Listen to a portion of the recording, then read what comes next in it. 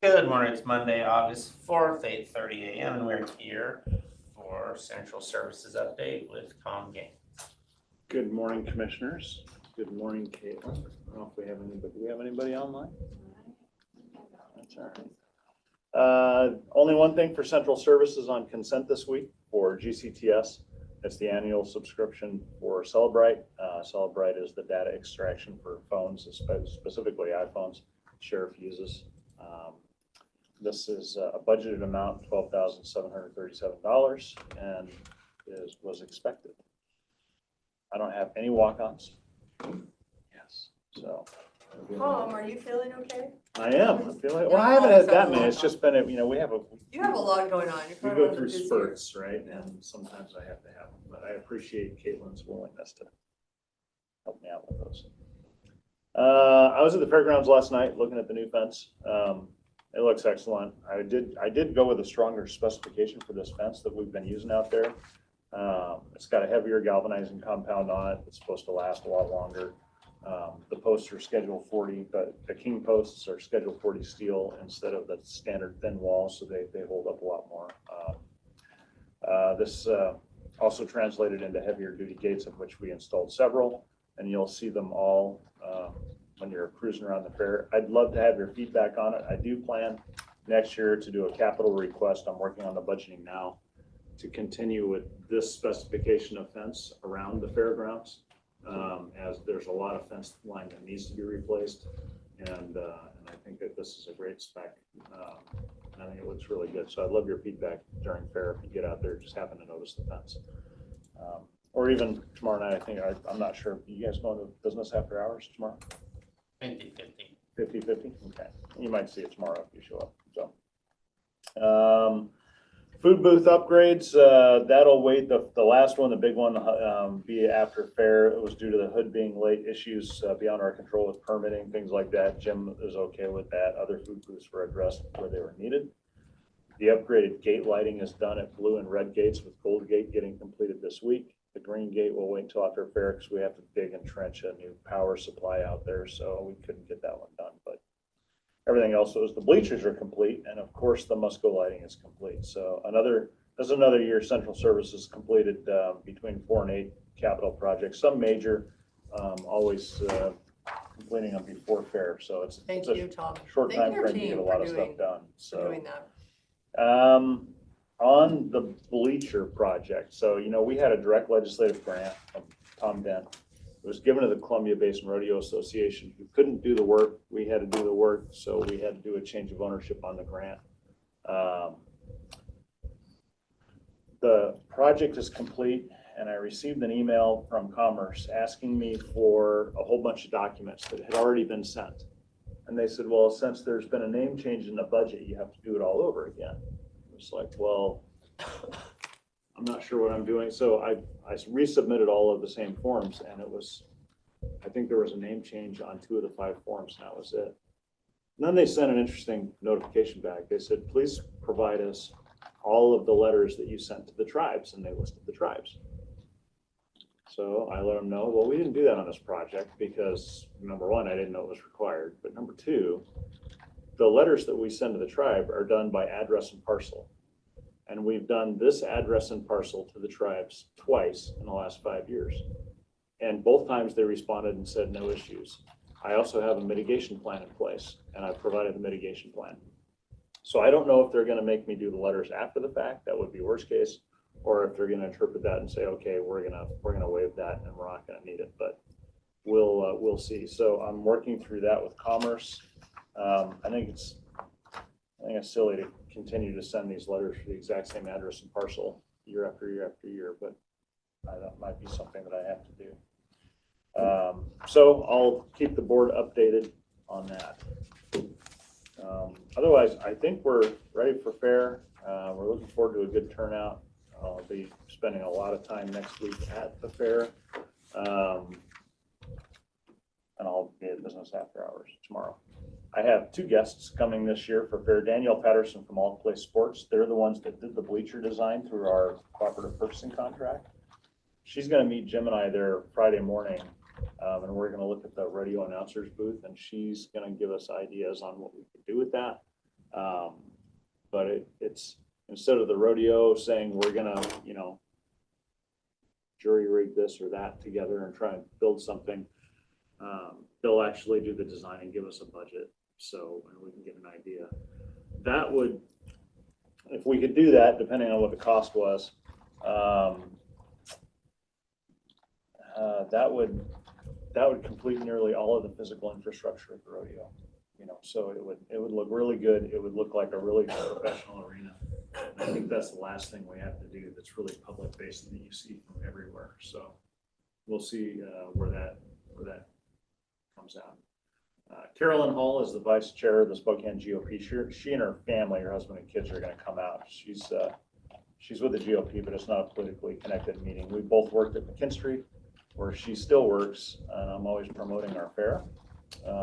So her family's coming out. She's had enough of me talking about the Grant County Fair because she's a big fan of the Spokane County Fair. So she's going to. What was her name? Carolyn Hall.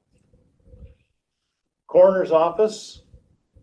Thursday during Fair Week, I'll be spending that day at Ephrata City Hall, where we're interviewing the general contractors for the coroner's office project.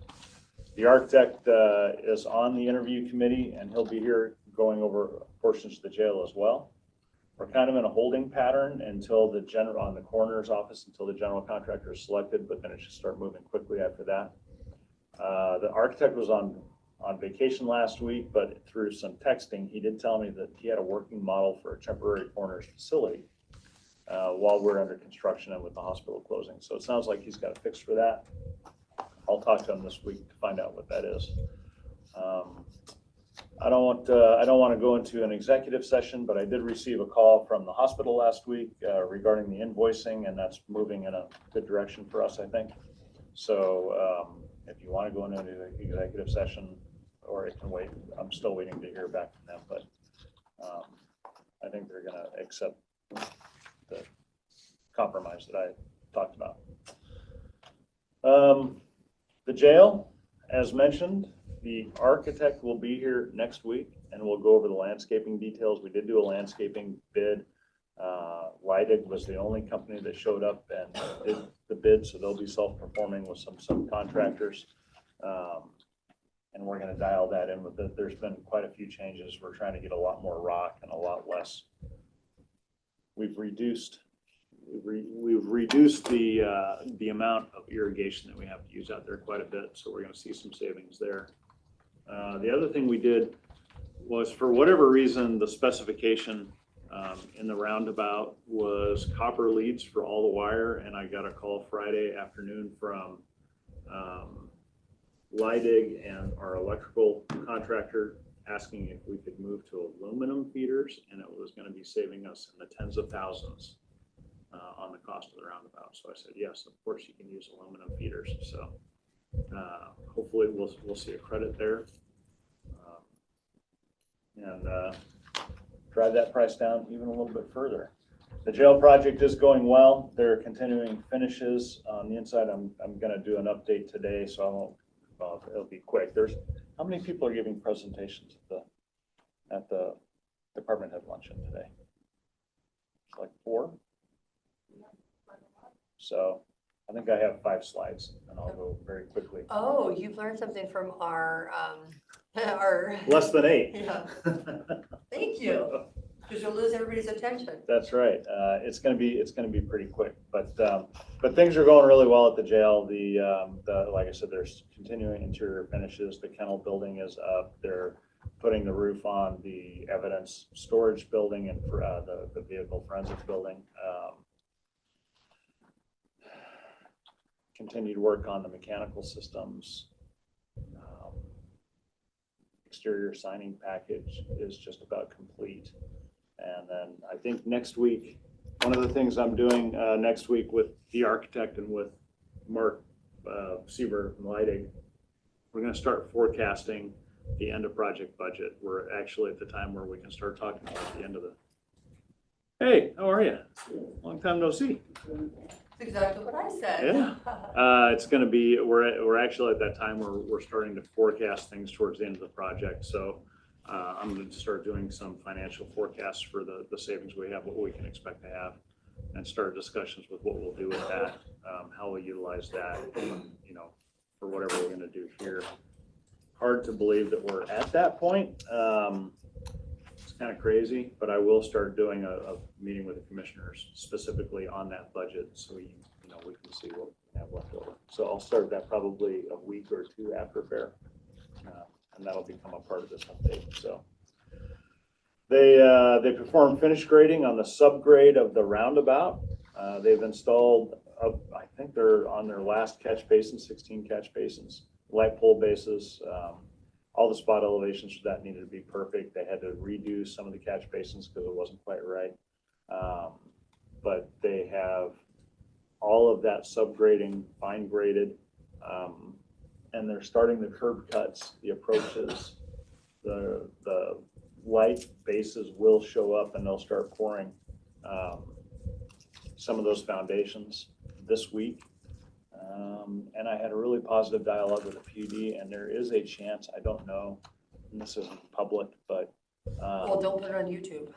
Oh, yeah, so that's, thank you for the reminder. So things are going really well there with the PUD, so. And I'll leave it there. Well, unless you wanted to go in, we don't have to, it's not that critical. So I can update, next week it will probably be public, and I can update you then. So things are good there. Central services in the HR building. I need to decide on the exterior color of that building today. It's close to complete. We will be waiting on furniture. We finally heard from Herman Miller. Furniture won't even get here until September 29th. So the building's gonna be ready, but we won't move in until probably the first week of October. But that's okay. So HR is aware of that. Nobody's upset about that. It's just the timing of the furniture is the timing of the furniture. But that's going well. So on the legislative front, Wasack sent out an email. I don't know if you guys got to see it. This is, I don't have much more for my update today, but they had an interactive infographic on public defense spending. As I clicked through it, nothing was updating. More interestingly, though, they've opened up a sign-up period to receive opioid settlement funds from the Purdue Pharma class action deal. Have you guys seen that? Have you heard about that? It's like $122 billion. For the, yeah, We're getting we some. do get it. Yeah, there's 10 different forms you have to fill out. They have to be done by September 30th. I don't know what forms we filled out. You haven't done any yet, or was getting them ready to put them on consent? Okay. So somebody's picked up the ball and rolling with that. Okay, that was where I Thank was you, going Tom. with that. So, and now, has there been any discussion on how that funding will be used, or do you have any idea how much it is? We budget for what we have Yeah. in the fund for the year, and then each year we're getting more. As more and more companies settle, our amount increases. We have a committee that reviews that. Oh, okay. I was just curious. I wasn't sure how big the settlement was going to be. It didn't say anything like that in the article. And I was wondering how it would be used if that was going to be used, if Renew is using that, or could be used for jail health I services. think Renew, the sheriff, health district. You More have of to those apply. shots that help break the cycle of addiction or whatever, and so I was just curious. But What was the budget amount we just did The fire. for next year? I think that was to pay. 471,000. I went to like 544 or Cool. something like that. yeah, more curious than anything else on that. So, last thing I have is the last few months of the year. So again, we're even there. September, October, November, December. I'm probably going to use a little bit of annual. Go, Tom, you never. Wait till I tell you what it's for. Oh. You'll probably say, "Oh, Tom, what are you doing?" So, the Deer Park City Council had one of their members pass away. We've endorsed somebody for the ballot out there, but they want to fill the position for the remaining part of the year. I was asked to put an application in, so I did. Interviews are August 20th. So, but it's at 7 p.m. and so their meetings are the first and third Wednesday of every month. So the first and third Wednesday for September, October, November, December, I might take an hour of annual and just leave a little bit early. And I'll be back on Thursday, but I get to try and be a city council member, and I don't have to run, and I can see what it's like. And it's just for the end of the year, so I thought that might be interesting, but as long as the commissioners don't have an issue with that, No, you've never left us hanging. anyway. Even when you're on vacation, Tom, you answer your phone. I know, it'd be fun. There's a lot of stuff. Deer Park's exploding. It'd be interesting to be Beautiful community. a part. We're just a little bit, I mean, what's he afraid of now? 9,500, 9,800, I didn't think it was that. I thought it was in the 7. 80, I thought it was like 8800. 88? And Deer Well, Park, obviously, we don't know. We're all 1,000 off. Deer Park just went over 5,000, Okay. and they're struggling with issues about starting their own police department and their comprehensive plan and chickens and fireworks and all kinds of exciting stuff. So, 8,700. Yeah. 8,718. That was in 2024. I could go into executive session if you wanted to finish out the update in that and talk about a few things I could talk about, or we could just wait. 14 minutes, you Yeah. might as well. Are you gonna go into executive? I was just gonna tell you that, I had some questions about where the jail project's at and all that stuff, so I can just get a hold of you at some point. If you want to hang out for just 5 minutes, you can just follow me back to my office. Okay, that'd be fine. And then, from the commissioner's standpoint, in terms of, the appointment of the prosecutor and stuff, I just had some questions about Okay. that, but I can send them to Well, we'll Barb. be done, it sounds like, in about 5 minutes, so Okay, you all can right. pop in. How long do you want, Tom?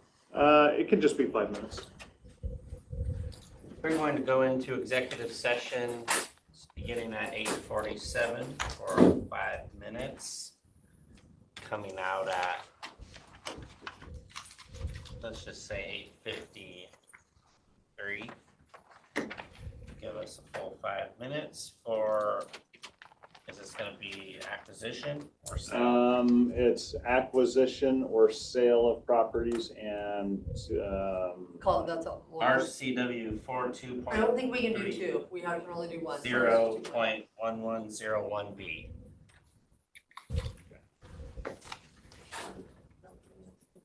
Can I throw a thing up here?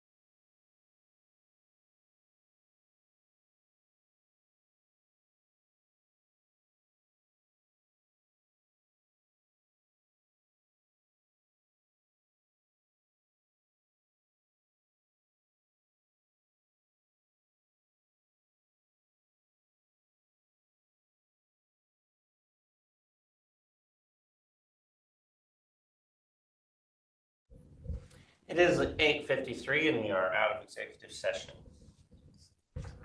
Anything else for your meeting? Nope. All right, then we will. go to No rec- decisions were made in executive session We'll go into recess until 9 a.m. because it's a Well, public like office. personal information and stuff though. She's Some looking through it to make redactions. sure that there's not stuff on there that needs to be redacted before it gets put in public face. This is on consent, so I don't need to upload it. I don't know if I have mine sitting on my desk, to be totally honest with you. I don't know what I did with mine, but I'm sure you could go visit with Barb. She may let you just look at the copy of it.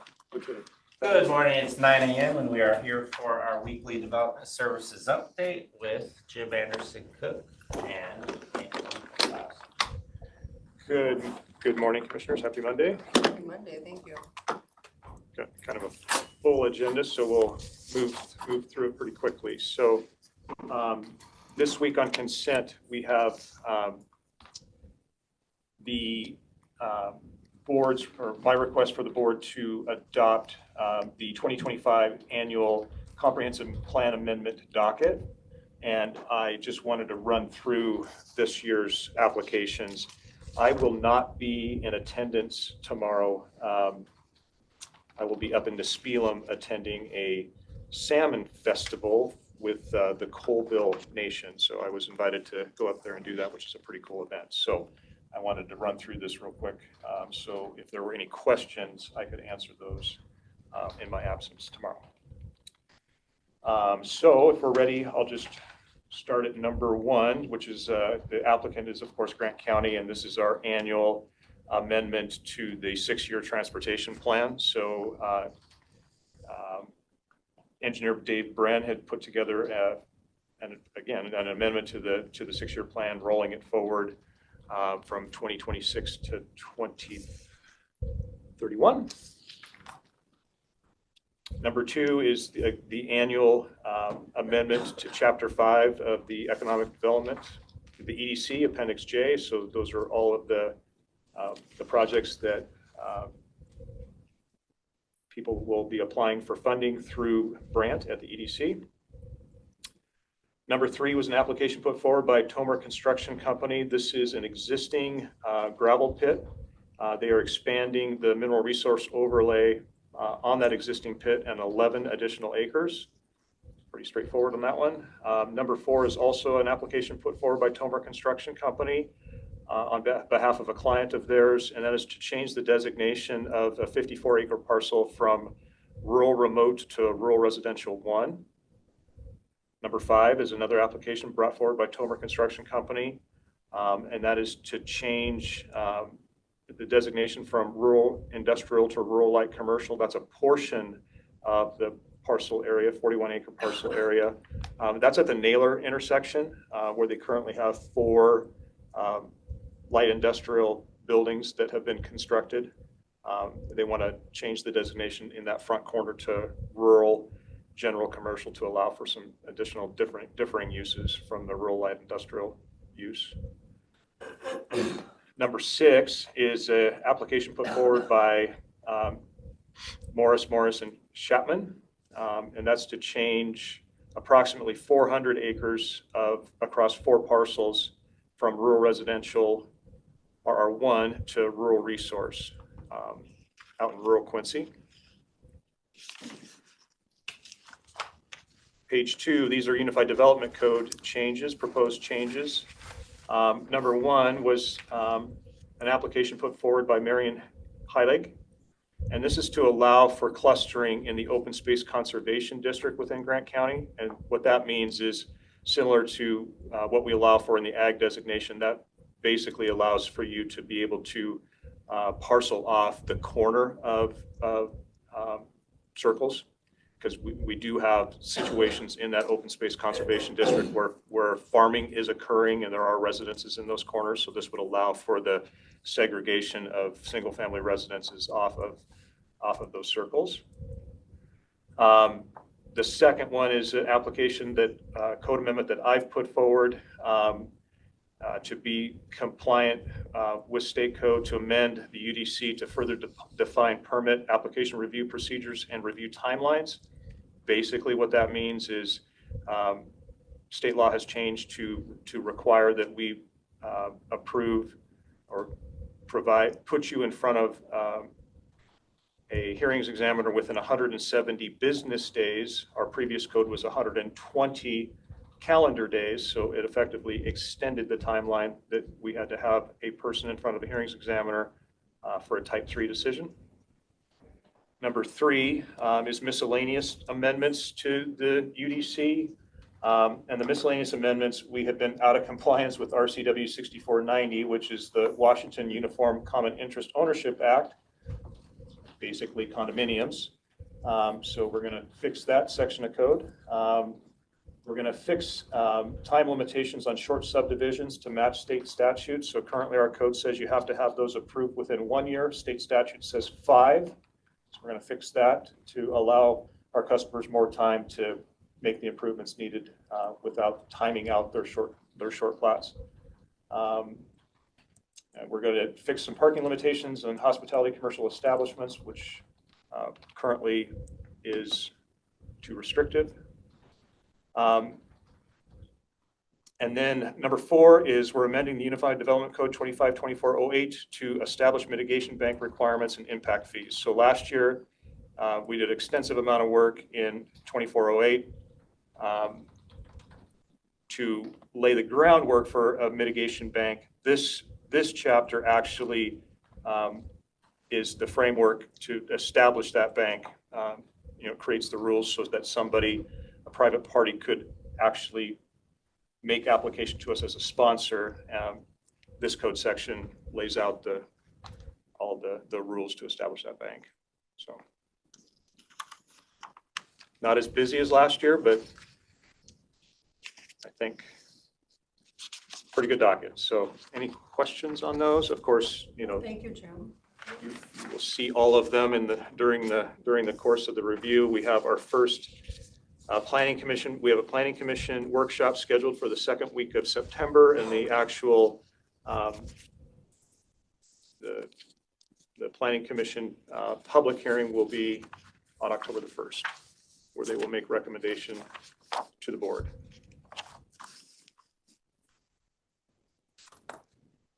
Okay, so that will be on consent tomorrow for your approval to put that forward.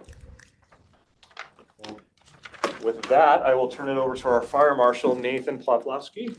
When does your total land analysis start? Total land is underway right now. It will be a year-long process. So we're working through a scope of work right now with our planner, with our land use planner. It'll probably really start shaking itself out in February, March of next year. And then you have land planning interviews this week? Yes, I have planning manager interviews scheduled for Friday. We have two on Friday and 1 on Monday. Sweet. That's good news. Yeah, excited. All right, so what I've given you is their strategic plan for the fire marshal's office for the next few years. And it kind of assumes a staffing plan that kind of Jim and I have been working on the last few months. Implementation over time of deputy fire marshals, an assistant fire marshal, and a community risk reduction specialist. And then going through there, it kind of talks about the goals and how to implement those goals as that staffing were to come online, if it were to come online. So the first one there is enhancing prevention and code compliance, and the objective is to increase the inspection coverage. Right, our inspection coverage currently is 0%. It's me, don't have the time to get out and do the actual safety inspections that the fire code requires, and that helps make sure that businesses are safe and the community is safe in those businesses. So that's the first thing, is to with staffing to get that going. So for you, as a fire marshal, how are you different from another county? Because some counties where, fire marshal outfits, they look like, I don't know, a city fire department almost. Is it the same thing or are they different in different counties? So at the county level, it's different. Typically, a fire marshal for a fire department would handle all of these inspections, all of these things, depending on municipal, like the city departments would handle their own plan review, separate from the building department or things like that. Being in a county environment, right, the RCW specifies fire investigation. It doesn't specify anything else, Gotcha. but our volunteer districts don't have the resources or the ability to do these things as well. And so as a county entity, we can cover all of those things for them, help reduce those risks, that safety stuff, and bring the insurance rates down by doing these things. And you know, providing the inspections and making sure that those occupancies are safe and properly permitted and all of those things to better, you know, help our clients, our citizens. The next objective there, reduce permitting, right? Right now, we're pretty close to that. It depends on the permit itself and the scope of it, but with, you know, staff being able to be assigned to different things, we could definitely get that down to a 2-week timeline. We're currently looking at SmartGov and refining it to make everything electronic like the building department did recently, to bring that in line to speed up some of those times and timelines. Community risk reduction and education, goal number 2, right? Fire safety in the schools, right? That's where it starts. Little kids last weekend went to a fire started by a 5-year-old girl playing Barbie on the end of her bed with a candle, right? Torch the house, torch the deal. I have the Barbie in my office as kind of a, you know, warning deal that I can display at the fair and other places to be like, you know, hey, we need to educate. So if we can get out into those schools and do those things and help provide that information to the kids out in the schools, we can cut back on some of these problems and some of this 5 risk. is a little young. Their parents should have Mhm. had a say in that one. And the parents definitely need to be educated too, right? Yeah. So we have outreach programs for that, or will at some point to do all of those things with fire safety campaigns, right, and education. Operational efficiency and staff development, training, right? Make sure people are certified, make sure people have the certifications that they need to have. And so as staff comes online, we get them trained, we get them certified to be able to provide the service at the level that they should be. The next goal, community and collaboration and stakeholder collaboration, right? To get out and work with our partners. So the larger businesses, the planning commissions, the emergency management folks, and all of those things to better serve, you know, both the industries, the public and everything else, and to give the stuff that we can provide to those people as well, and help them with the stuff that they need. Get some feedback from that to see how we're doing from the public, right, perspective. I'm not sure the public knows they have a fire marshal's office, right, because we're not able to get out and do those things right now. And so if we can do that, we can add a positive image, right, coming from county government at all age levels. I think that'll be a strong bonus. And then, of course, fire investigation capabilities, establish the volunteer program. I want to get that going. Talked with the prosecutor's office and the risk manager about how to go about that. So I have some really good information, some plans that's coming soon. Once some policies and some other stuff get written, we'll be able to start moving forward with that. And then we want to be able to complete the investigation and closure rate, you know, with most of the cases to under 30 days. Sometimes these things take a long time. Follow-up interviews, contacting witnesses, depending on the complexity of the fire and those kind of deals. So if we have the ability and the staff and the people to be able to do that, and not only that, but to be able to actually respond to the fires that were requested to, you know, all of the time, then that'll help with that as well. I'm tired. Just gonna throw that out there. I'm tired. So, you know, some budget stuff, obviously staff costs money, right? Things cost money, but some of those programs and some of the stuff that are allowed by having that staff actually generates revenue. We're able to go out and do the inspections, which provide revenue. We're able to go out and get the compliance on certain things that currently we don't have for different permitting options, which generates some revenue. So it offsets itself. 3-year implementation, is what we're looking at, laying out the timelines and then gradually adding a body here and there to get that going. And then, we monitor and evaluate and adjust as needed. The strategic plans are always living documents, and they adjust as the situation adjusts on the ground. So, thanks for taking the time to take a look at that and listen through it. Any questions on that part specifically? No, I see they have some FEMA, like fire prevention and safety grants, staffing for adequate fire and emergency response safer grants. But it appears we missed the deadline. Those were May to July of this year. Yeah, and we can talk about safer grant here in just a second. Okay. So the next thing, I guess, is executive session? Yeah, so we'd like to go into executive session for job applicant evaluation. How long? Probably the full 15 minutes.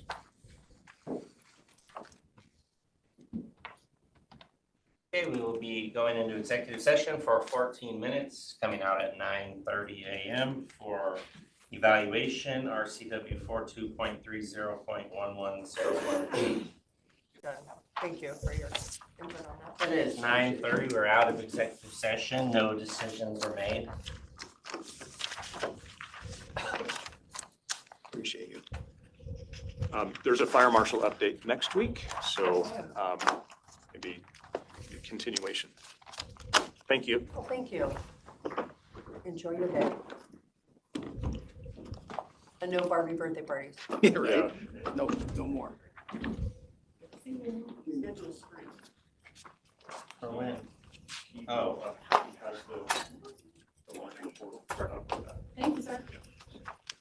oh no, it's date check. No.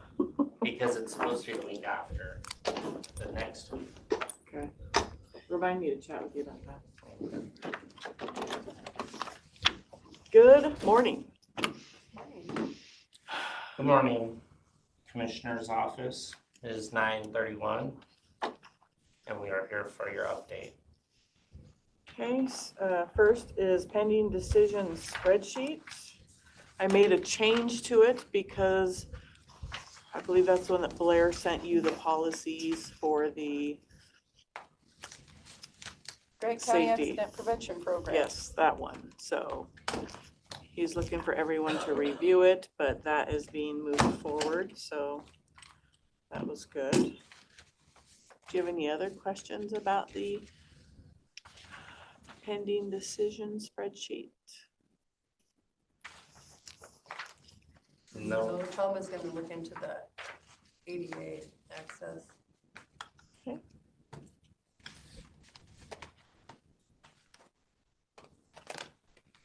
For lead summit, sorry, I just got an email. The 2-day,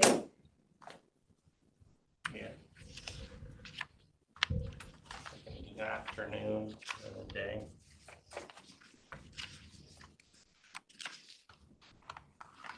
Okay, next on the agenda is review of upcoming public hearings, and we do not have any. Review of this week's meetings. Do you have any questions about your schedule this week? Do I have any meetings that aren't on the public calendar?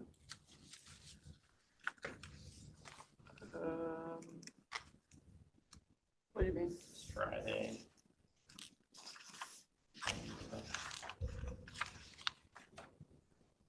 But we hide our meetings off of the agenda now, so sometimes I miss them.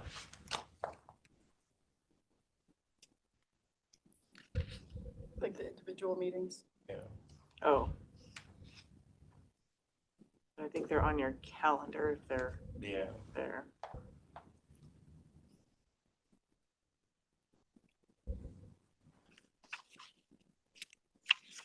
oh, Kevin and I have a meeting on Saturday. Live Nations, it's actually a concert. They're showing us some of their improvements.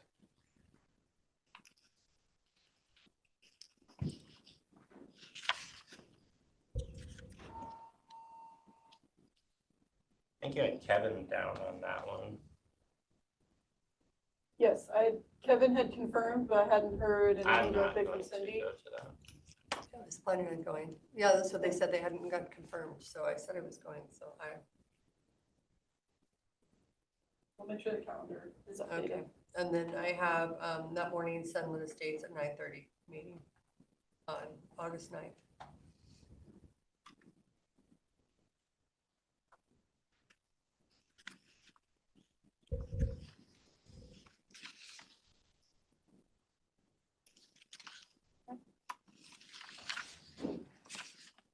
Do you have any other questions about Does the your office want to calendar? fill in my absence?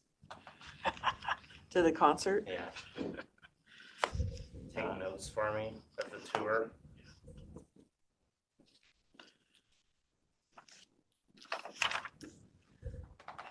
Calendar invitations.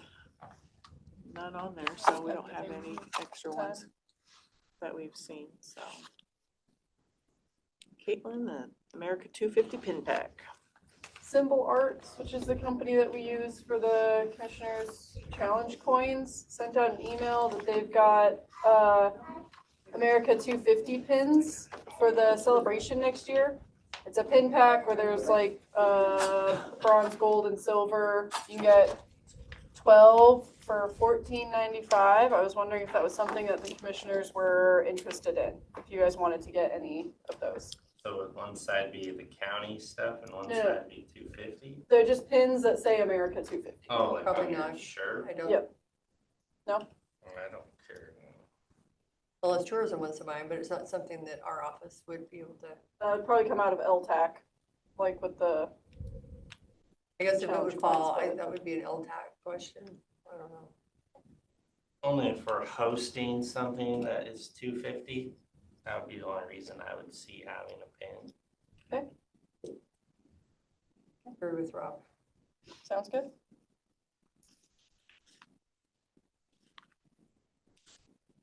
Okay, next is Commissioners' Weekly Meeting length. We currently have it for an hour.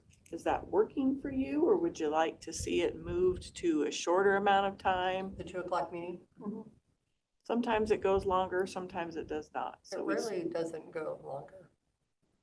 I mean, longer than the Longer than like half 2:30. an hour. Yeah, 2:30 is what I was thinking. But we were just thinking for scheduling public hearings, like last week before, we were done at 2:30 for the commissioners meetings, and then you guys were here for half an hour, waiting I until would that 3 say we, o'clock for the one. most part, we're done about 2:30. We probably, if we knew we needed to be done by 2:30, we could be done by 2:30. Or is it beneficial to have time where you can check your emails and check the We've been mail? lucky enough that we have enough cancellations that we have an opportunity to check our emails throughout the day. I'm mixed on it.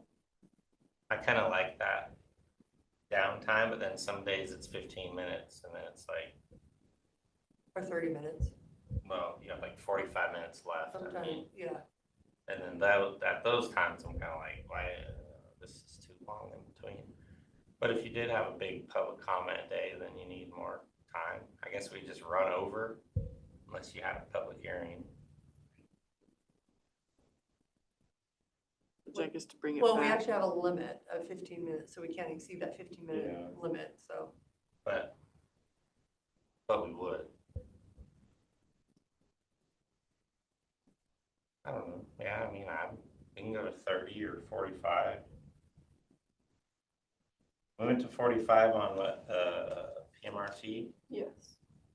and that's nice because normally there's 10 minutes between.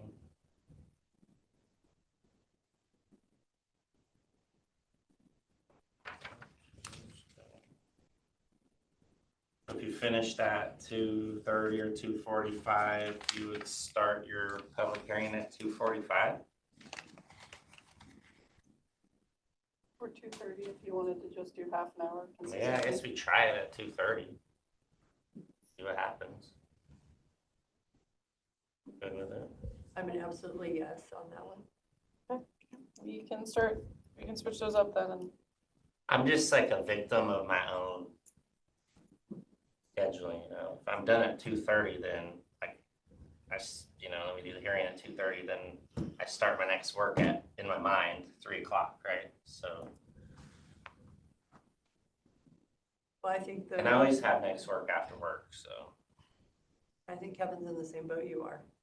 So kind of, then I become a victim of like, well, in my mind, I'm scheduled for next work, so I gotta go.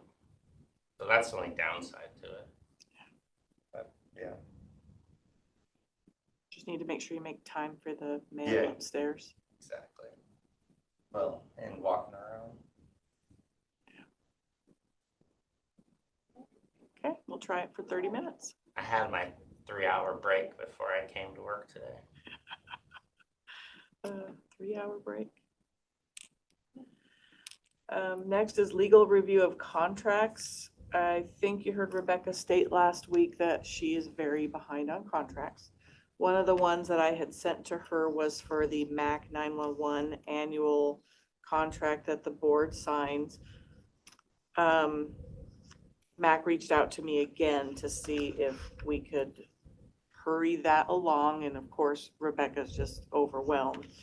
So I guess my question for you is the annual SECO Coordinated Professional Development Contract for fiscal year 2026. Do you want to review it and potentially sign it without legal? Or are we just letting MAC know What that is we're it? going to wait? It's the annual MAC contract that they get funding from the state military department.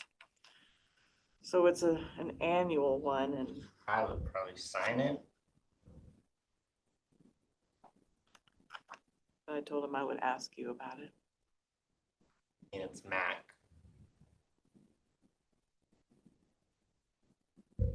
Otherwise, it could be a while before Rebecca gets to review it. Doesn't Mac have their own legal? Yes, but it's with Yeah. the county, because the county is the municipality that's within there, so. Contract with MAC to run our emergency system. Could there be changes from the previous year? Of course, with all the terms and conditions, so. I just look at it like, they got staff, they have mental health bonuses, they have all kinds of things we don't have. So I would think they probably have attorneys also, which might just protect them, not us. I wouldn't think so. In the past, did they review it, or in the past, did we sign it?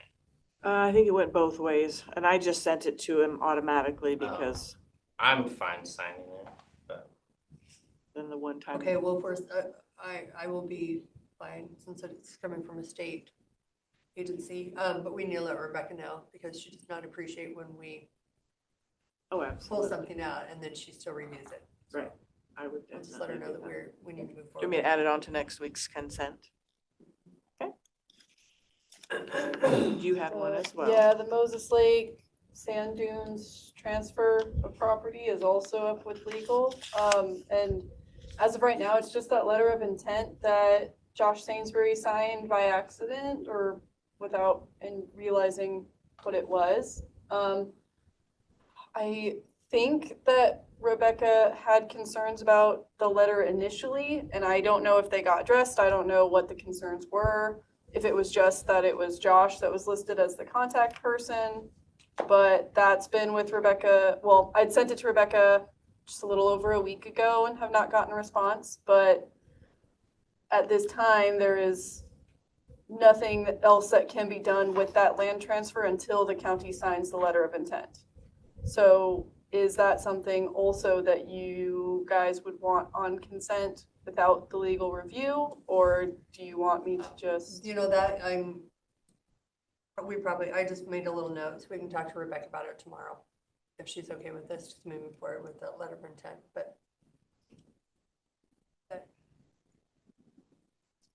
That's how I feel. What I'm about- good to sign a letter of intent and have it reviewed after or during still. Just the LOI, it's not like it's done contract. Get it added to consent. next week for you guys. For them on the civil review of stuff they're working on, man, I'd like a list of what is being reviewed. If there's that many being reviewed, I'd like to just know, like, the list of what there is and what's in their queue. Well, and we could probably visit with our new prosecuting attorney, so if all contracts need to be reviewed.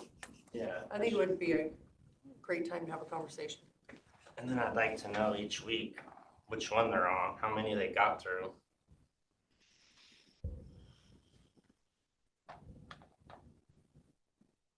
Is that something that you want us to just add to their agenda every week? Yeah, that'd be cool, because most of the time we don't have anything.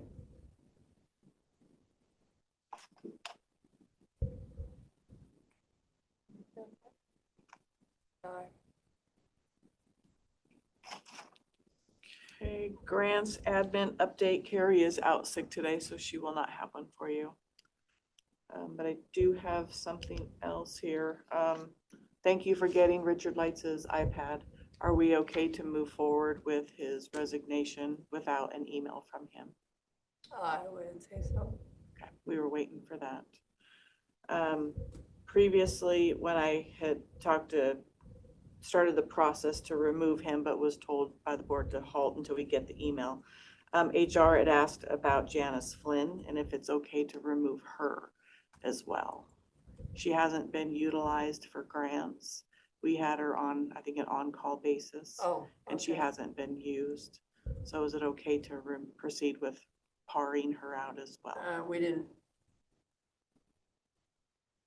I thought she gave her resignation a year or two ago. a couple years Yes, and ago. then, but the board kept her on in case Carrie had Oh, questions. okay, I didn't know that was an ongoing. So it's up to the board to stop that. So if you both are okay with that, I'll get the par I think that to was more for a transition. do that. Definitely not a transition there. That is all I have. Miss Caitlin, do you have anything? Yes, just something super quick. I know Mandy let you guys know last week, but she is doing trainings for the Tyler Tech budget and accounts payable modules. Emily and Carrie and I will be attending a training later this month. It'll be on August 27th. Kevin said that he would try to attend if he is available, but his training would really just be about approving the AP batches. And from what Emily and I understand from our previous training with Mandy, it will not be a very extensive thing that he would have to learn. So Emily and Carrie and I will be, I'm not sure if Mandy's coming to our office or if we're going up somewhere, but we will be in a training from 1 p.m. through the end of the day, that Wednesday. And we did talk to Mandy about scheduling some sort of training with the commissioners about the budget module, so that way you guys are comfortable and understand what stuff you'll need to do and need to know when it comes to the budget adoption process. So that is on the agenda for Mandy's update next. So you guys can ask any questions that you may have. Just got used for the OneDrive. Now you'll be going to Tyler Tech. And then I guess this is also just an FYI, Mandy, the way that she's got the training schedule set up is that people can either book her for the morning or the afternoon. And then once she is booked for half of the day, she won't accept anymore. There is a chance that she may be booked on a Monday morning. And I did reach out to her to ask if she had a plan for her updates then. And she had just said that if she is booked and Michelle is not available, she will be planning on canceling. So just FYI to you guys, I've not received any notices yet, but in case that happens. Okay. Do you have any questions for us? Comments? Anything to discuss? I talked to somebody on tourism and there was a mention of the minutes. I think it takes about 2 weeks to get the minutes back on tourism.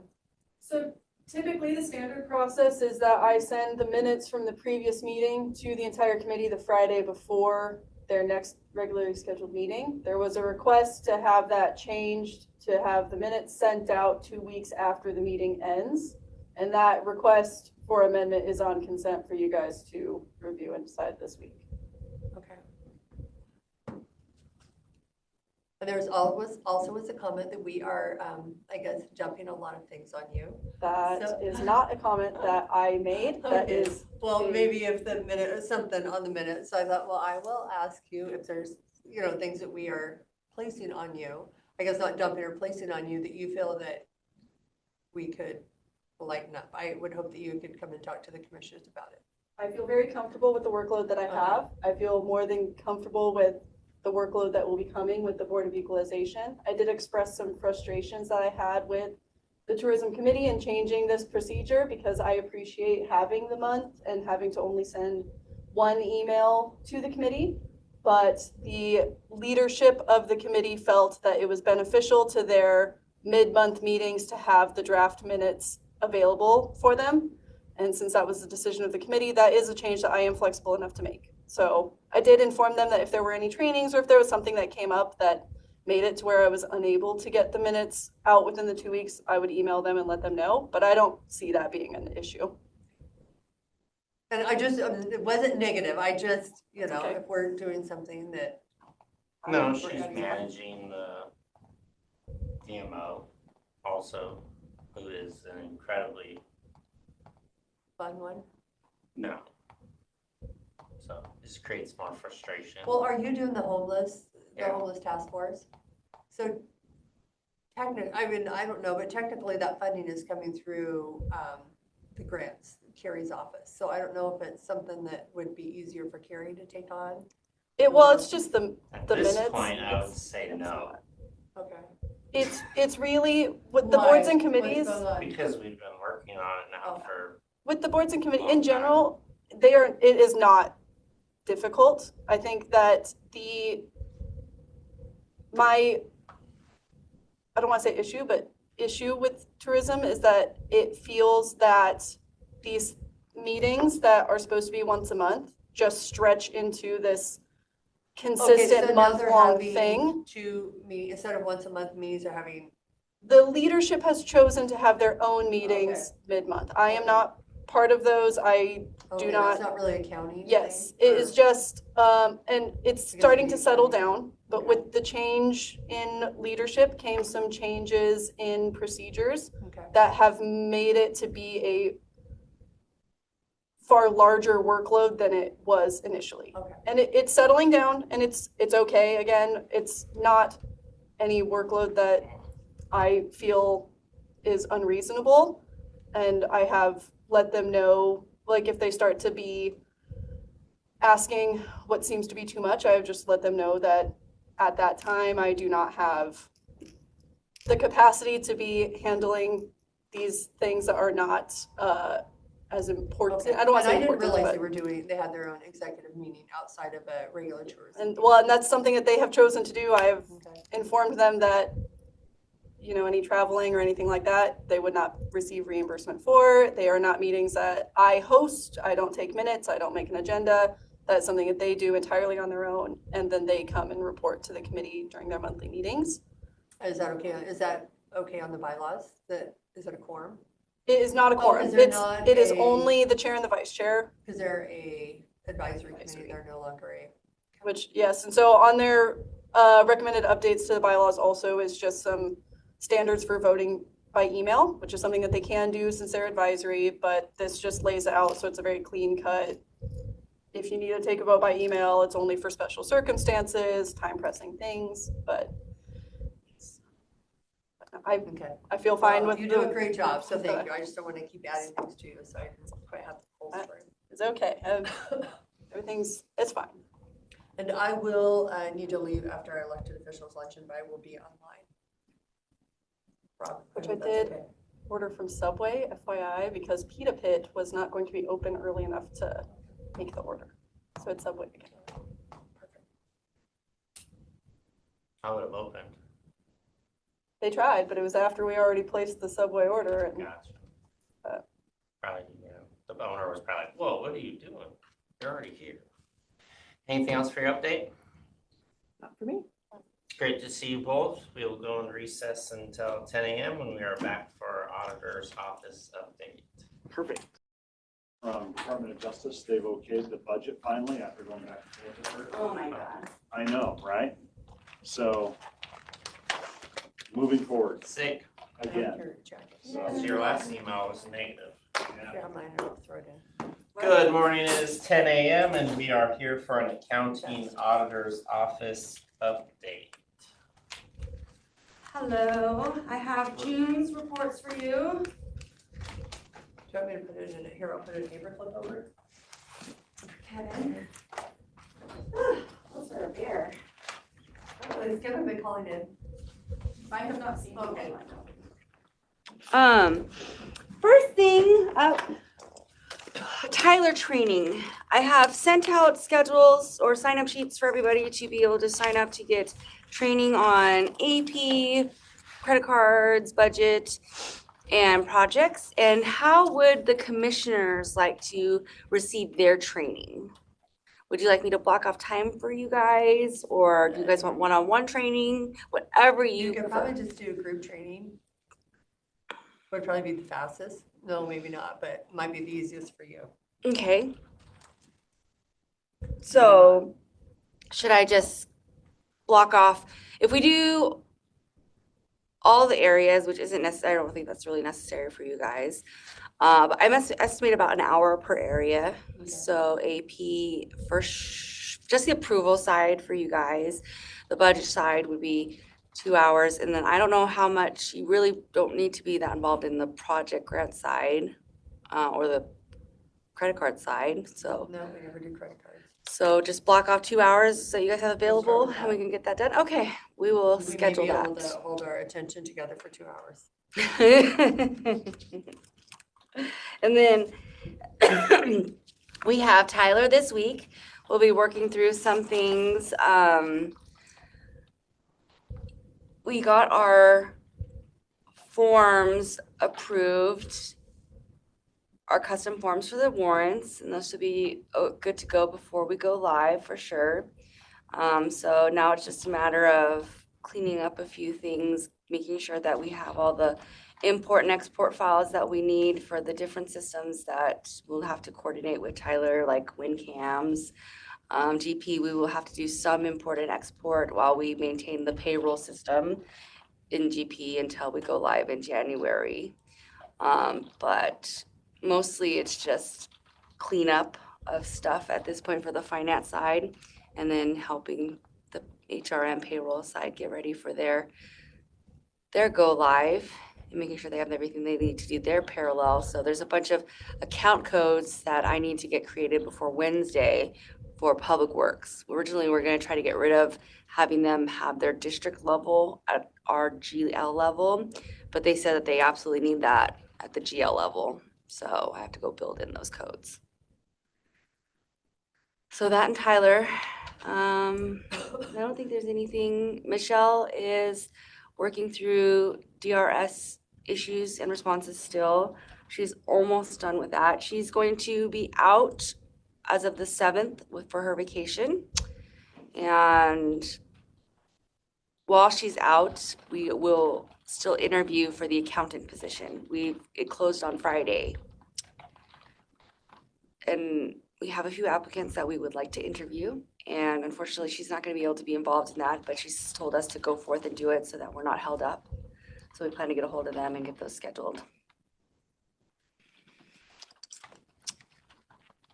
I don't think there's really much more that I have. Business as usual. Sorry, I'm just looking through the numbers here. Overtime, I know the sheriff is working on his overtime. He's gonna basically be done shortly.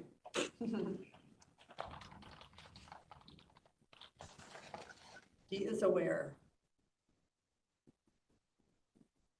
Was that something that came from the finance meeting last week? No, it came like a month ago, 2 months ago. We've been talking about it. End of April, I think was when, so in May. I didn't realize that the sheriff had been talked to about it. Oh, I shot an email. He- Okay, I shot an email and then he said, yeah, we're working on it.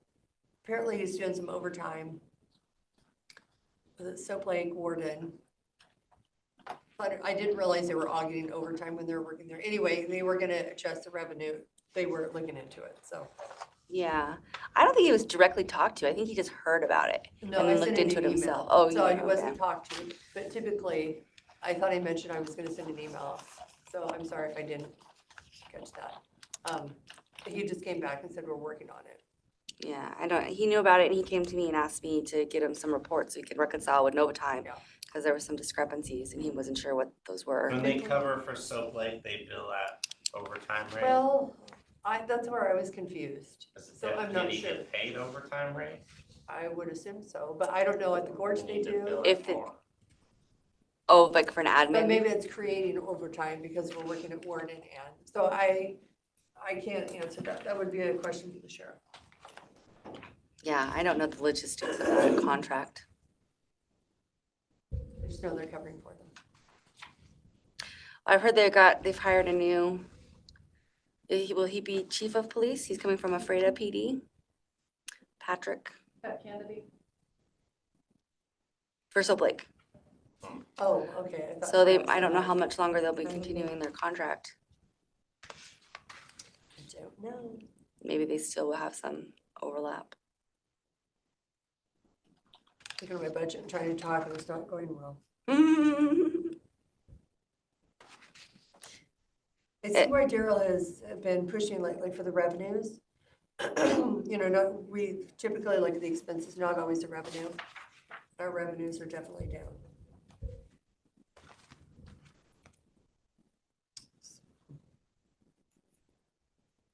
From last week's meeting, was there anything that stood out in the finance meeting? We didn't get numbers last week.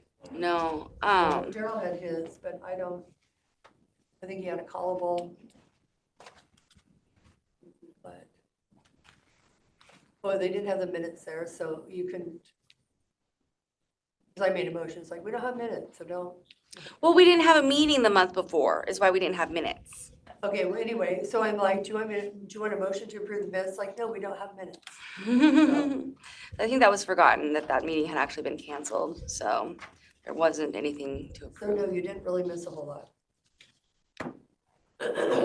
I can see what, you should have had the information that Daryl had.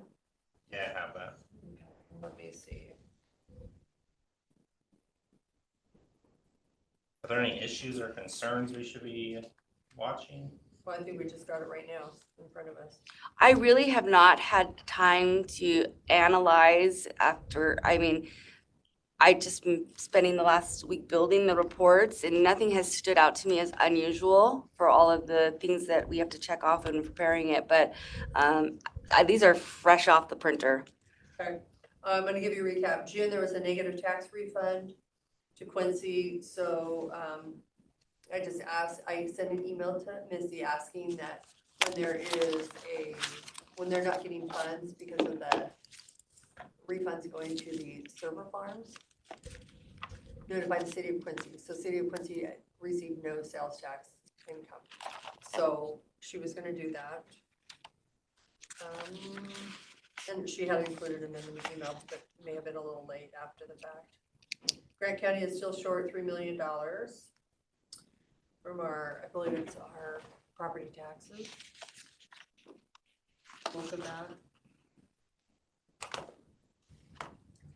And it's talking about the software that goes to Daryl, the assessor's office. Yet, operational transfers were not completed yet. Current expense is 28 million. Oh, there were some issues with the jail. I think some fund was coming in, 50 million was gonna be deposited Thursday for the jail, and the fund was down significantly on that account. But the 50 million, like low. He said he double checked it and that was the right amount Okay. for the Okay, yeah, they were down to, because there was expenses that have gone out that since he deposited the bond money. But Daryl looked into it and it is right. and the interest rates were 4.4, and instead of 390, there was a partial haul of 4.5 million on Monday, so it was actually 385 million 75 that was deposited. Sales tax is up. We talked about the DRS audit. And then that's what took the bulk of it. The DRS audit was for our public defense. Yeah, I got the Contracted. full update on that one. Okay, so I think that was about it. Did I cover everything that I think so. in a rough snapshot?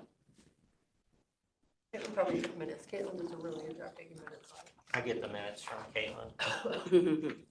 I have, this is kind of backtracking a little bit, I have that interlocal agreement between the sheriff's office and City of Soap Lake for the police services. Is that something you guys are wanting to see? Is it over? What's the reimbursement rate at? It's like, it just lists their wages and says what the, back to that section.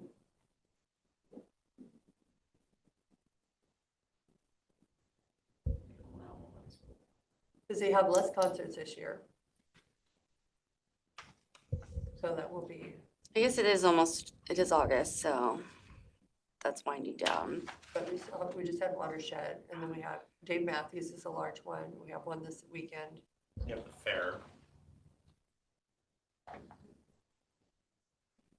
But Live Nation has its own overtime tracking. Well, but sometimes trigger it, and when he mentioned the two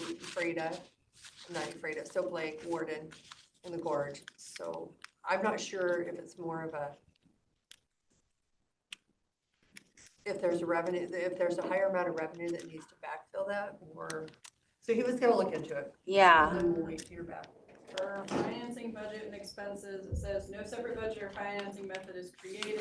GCSO has designated pay amounts, which include compensation for benefits for its deputies that range from $85 to $170 per hour. GCSO shall charge the city the hourly rate for the specific deputies that perform services under this agreement.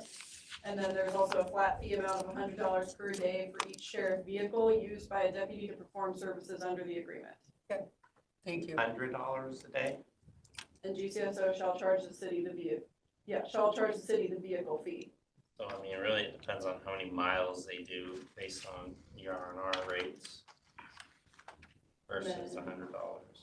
And then GCSO I shall don't see him putting in invoice over 100 miles in the city of Soap Lake. $100? $100 per day for each sheriff vehicle used by a deputy to perform services under the agreement. Because they now are. What's the about ER&R per mile? $10? No, $1.10. What is it a mile now? It's really high. It's about double what It's like $2. That's what I'm saying is that's not very many miles. I thought it was $1 something, $1.10. I thought it was higher than that. Could be.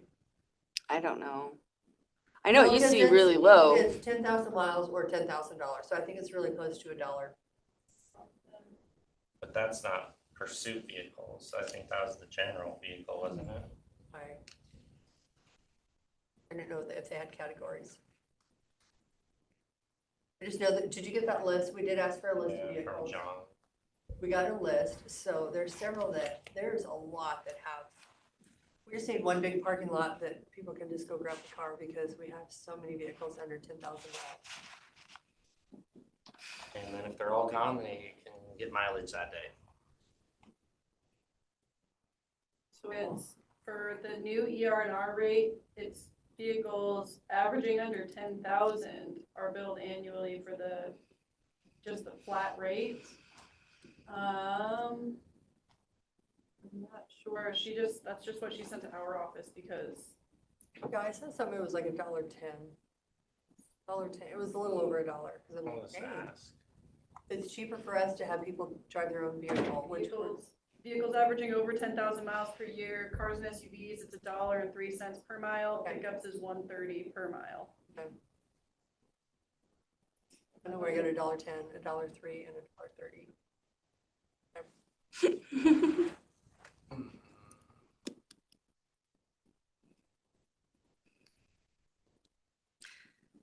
So unless there's any other questions.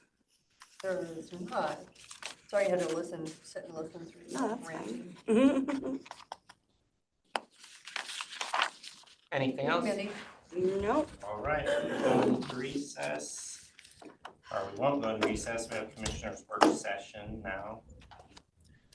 Do you have any items for work session? Caitlin?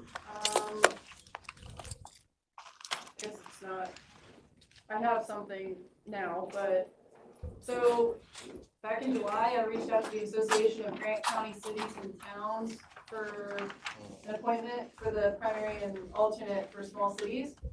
And they had said that they would add it to the agenda for their meeting that was on July 31st. And so I reached out on I August forgot. 1st. Yes, and their next meeting is not until October. And this So is the appointment for what? we need, for small cities in town, or a small city representative on the homeless housing task force. Oh, okay. We need an alternate and a primary, because our last primary did not show up and then said that he didn't want to be part of it anymore. So we have not had a small city representative for, the entire year and part of last year. I don't know if they can solicit interest from their members through an email, or if that's something that has to be said in a meeting. I don't know. Pam Thorson said that Mattawa had someone that was willing to sit on it. They just have to be a part of They that have to. association. Yeah, which I think they are. I remember they were at one meeting. They don't regularly attend, but yeah, if they're not at the meeting, reminding them that they want to be appointed to that, then it's obviously going to get missed. Fine if I ask them if there's any way that we can get a response sooner. Yeah. I can reach out to them. We also just got literally just got the invoice for Beckwith Consulting for August, $6,970. There's something about assessing financial trends. I don't know what that is.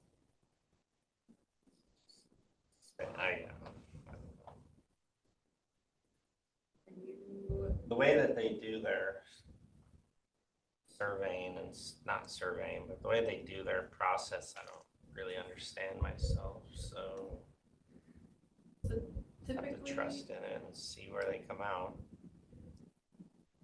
typically these invoices, they're just one of the ones that Kevin initials because they're below the threshold to be on consent. Is that something that you want to keep doing, or do you want, because Tom Beckwith includes you in the email. Yeah, I see them. Do you, okay. It's right there right now. Yeah. And Barb and I have a boards and committees update with you guys tomorrow. Just because we've got a lot of stuff to cover and we just wanted a special half an hour for that. So I'll give you guys the briefing about that tourism open house tomorrow.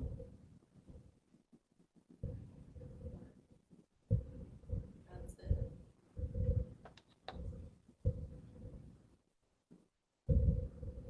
Did you want me to send you this interlocal agreement for Soap Lake? No, I sent my questions. I just want to make sure that we always talk about how we're not sure they make sense, so it'd be nice to know that they make sense.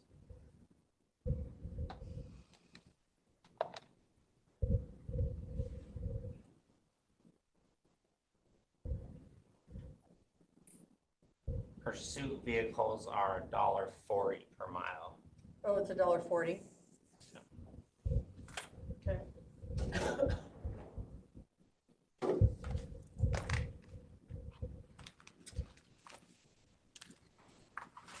I thought it had to be more. I would even think it's more than that, but just because they have a quicker interval, what are they, like 3 years now? Well, they were 5. Are they 3 to So they're 4? 4 now. We kind of tried to stretch them out just because of the cost was killing. And then they got them lowered last year. Do you have any items for work session? Yes, I'm almost wondering if we just well, Kevin's not here. I don't know if he's gonna, but the Board of Ec, we just, put those on hold.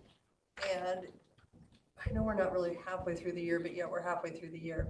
Just kind of use the 2 alternates, just leave them as alternates because they're coming to the meetings anyway and not appoint. I would really like to appoint somebody from District 3 just so there's District 3. think we could look at it, so.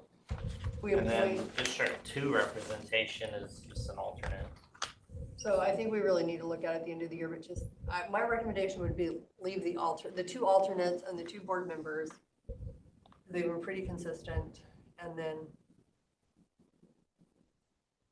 look to, I just think it's important that there's representation from every district.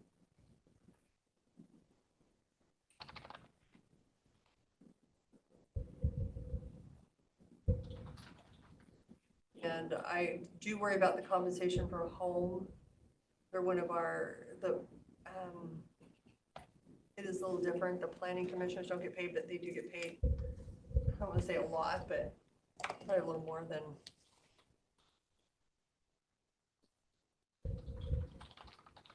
I don't know. I'm kind of concerned about the reviewing at home because there's supposed to be volunteers doing this, not paid employees.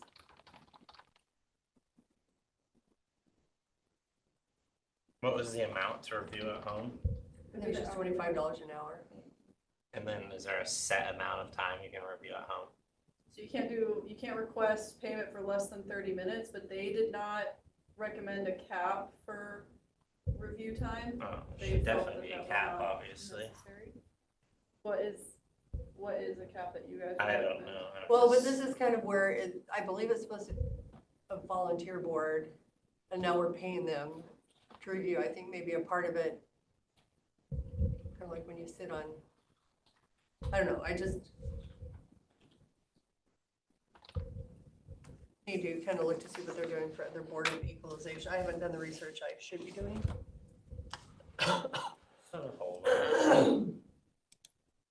But this would open it up so that we were paying, still kind of opens up. We do reimburse board members sometimes for travel, not necessarily be on the board. And this is I don't have an answer yet.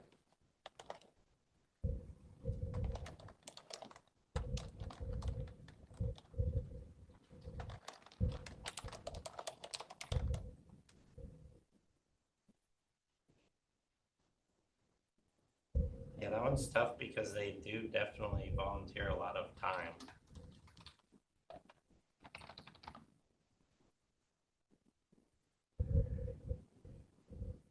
Anything else? Okay, they can receive a per diem for attending the meetings.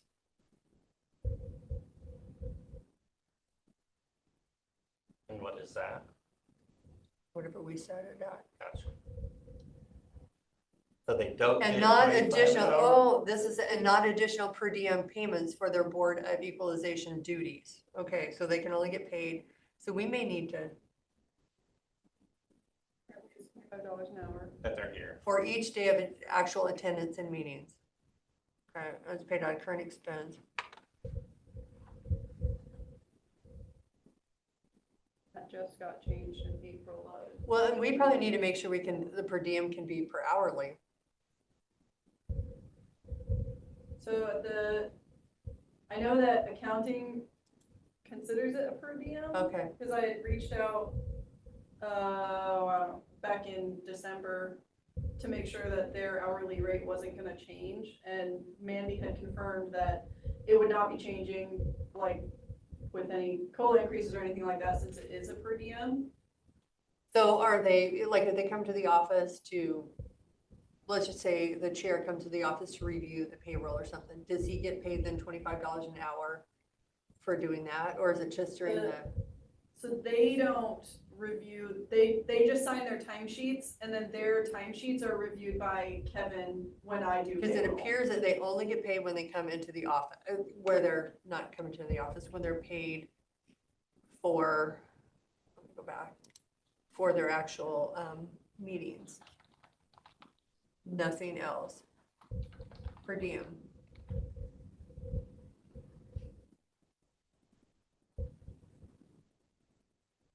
So I would think that pay or hourly would probably be out of the scope of the per diem.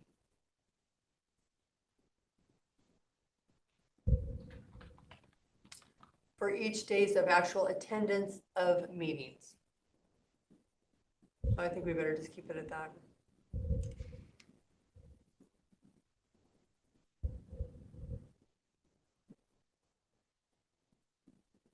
then if they were to have like a scheduled review time before the hearings where they would come in and review it, is that something that you would consider? If that falls under the.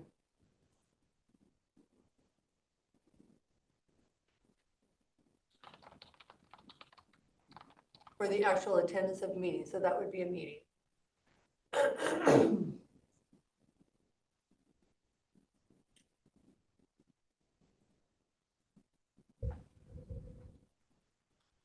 Any other items?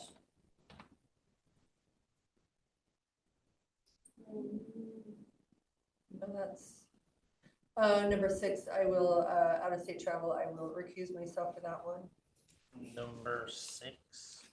to travel to Portland. Thank you, Caitlin, for helping me figure out the out-of-state travel request. Hopefully I did it correctly. Dell, I did reach out to Dell, they will be staying at it's an old school, but they do have some housing there. So if it's approved for their team to go, then then he will give me the housing information as well. Okay.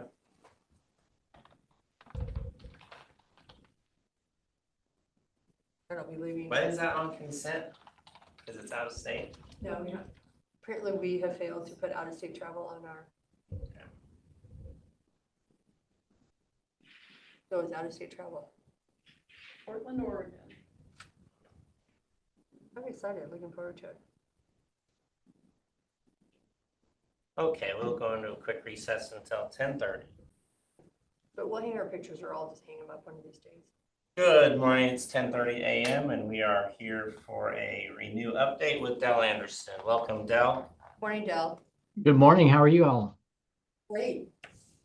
Doing good? Having the best day ever. Ready for our department head meeting this afternoon? Yep. Awesome. Are you presenting? Yeah, on the positivity topic. Keep it positive. I know, Wasn't right? Jiminy Cricket? Wasn't he the little positivity The creature? little voice in it, like, that's funny. Yeah, I've got a short video clip I'll show too. So I appreciate Caitlin for being willing to take the link and have that ready for the training later. Thank you, Caitlin. Again, kudos to Caitlin. Yeah, she's awesome. She is. I just want to make you aware of She's this- crispy. She's and crispy. crispy. Oh, everyone's gonna learn what crispy is. You know what crispy means? Everyone will learn. I'm ready to learn from. Okay, I won't tell Yeah. you. Yeah. We like crispy, I guess. Love crispy. So this Thursday at 10 a.m. I'm going to be doing an all-staff meeting for Renew Department. And so we'll be meeting at the Civic Center from 10 to 11. And then during that meeting, the purpose of it is just to communicate where we are halfway through the year, to take a look and show the staff where we're at financially, the different projects we've accomplished so far this year, and to talk about the new bill that was passed and impacts to Washington State from that bill. While we don't know specifically the impacts to behavioral health and overall Medicaid for our specific area, we do know the number of people that will be impacted and also people that currently get served in some capacity that may not be able to be served in that same way in the future. And so just starting to communicate some of that information out so there's not like mass panic and that kind of a thing. But I do at least have enough information to share out on the state impacts that could potentially be and how many people served statewide might lose that coverage that they had. So I think that's a good time, even though it's a 10-year transition. We still want to be proactive and make sure that we're adjusting and being informative to the staff so they know what to expect as well. I'll also be sharing about the new site on Yonezawa, the plans for that new site and how it's going to impact those that are in the main Moses Lake site currently. And so to share that with you briefly is that the new site will house our administrative staff so that the executive team, the finance team, our quality team, and then it will house our crisis team up to like 5 or 6 members of the crisis team so that they can have access to the ER. This week on that building, we're able to finalize the floor plan. And so that's going to engineer. It had already got that back to us. And so we were able to do 24 offices and 6 cubicle spaces that'll be there. So there's room for a total of 30 employees to be there at that site, 30 or 31 employees. If you could also put 2 in some offices, but the great thing about that too is that's 30 open parking spaces that will be open in this building, so our clients will be able to utilize as well here, and it creates that room to continue to grow for services here in the current building. The currently substance use services are housed in our crisis solution building.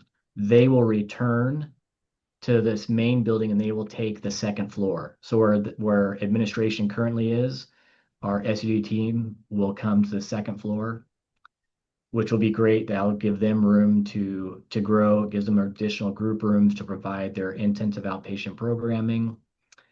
Our crisis team, then those are still here, will go back to the crisis solutions building and they will take the entire building. And I think as we get more into kind of different plans of what that looks like in the future, we have some ideas on enhancing the service that's provided from that specific building. So the intention is to really utilize this main campus that we have in Moses Lake as a clinical services campus where all services would be provided. Okay, Jill, I just want to confirm. So your second floor, you said a crisis team? Second floor will be substance use treatment. Okay, SUD, okay. And then crisis will go Crisis solution. back to the crisis solutions building. Thank you. And Writing and talking. and just sharing an idea, then again, this is just at the brainstorming stage, is trying to see if we can create like a same day clinic out of that. So that way the potential there could be that as law enforcement comes across individuals in the community, they could bring them there and they could be assessed. If there's a crisis in the community, they could come there and be assessed. Really trying to direct some of it from the ER so that not every individual is just taken to the ER automatically, that we had a way to assess them. And then if needed, they would go to the ER so they could be cleared for a hospitalization. But I think we have some real opportunities there to see if we can create some level of same day so that law enforcement could have somewhere to take somebody and people could just walk in and have an assessment and get connected with services immediately and like have a warm handoff type thing. So we're just in the brainstorming of that. But I think because of the way we're utilizing space, it creates a real opportunity for us to use that as a walk-in clinic for individuals. Good deal. Then, so those will be some of the updates that we share in the meeting. We'll be returning to the main campus here in Moses Lake, and we're going to do a data walk for the strategy. So similar to what I came in, talked to the commissioners about, we just presented out on strategy. We've built, I'm going to call them posters, but they have what each individual strategy is, the measurements we're utilizing. And so this is just an opportunity for staff to be able to walk through and to hear from the managers on what that area strategy is, what our priorities are, and then they can give any feedback or comment and have that written down. And then we just take that information and review and see if we need to make any changes based on how staff feel if we're moving in the right direction or not, and any improvements that we can make in that system as well. So I just thought this would be a great time for staff to see what we're doing as a management team and offer any feedback that they have as well. And then lunch, and then everyone is right back to work. So I thought it was just a good way to spend that 2-hour block And it'll be informative for the staff, a way to communicate things out, and then to just so they're aware of what's happening and then give them the opportunity to get feedback on what the plans are moving forward. Then I'd already talked a little bit about the building, but just so you're aware, we did go through the floor plan phase of the building in Onizawa. I need to schedule a walkthrough so TS can also come take a look at what pieces they're going to be responsible for as part of the technical service aspect. So just making sure that we have the right connections in place and ports and those things that we're going to need in those areas. So I want to include them early on in this process. We know that's also going to require a move at some point, and so we're going to be involving those that we need to early on. So we can plan for that. And I've let our team know that the vision for this is to be the best moving experience that this team has experienced, right? So I think we've been through enough changes that they haven't gone well, and I really want to focus on making this a well-planned effort so that the staff can have as little disruptions as they can throughout the process. So I'll be scheduling that walkthrough.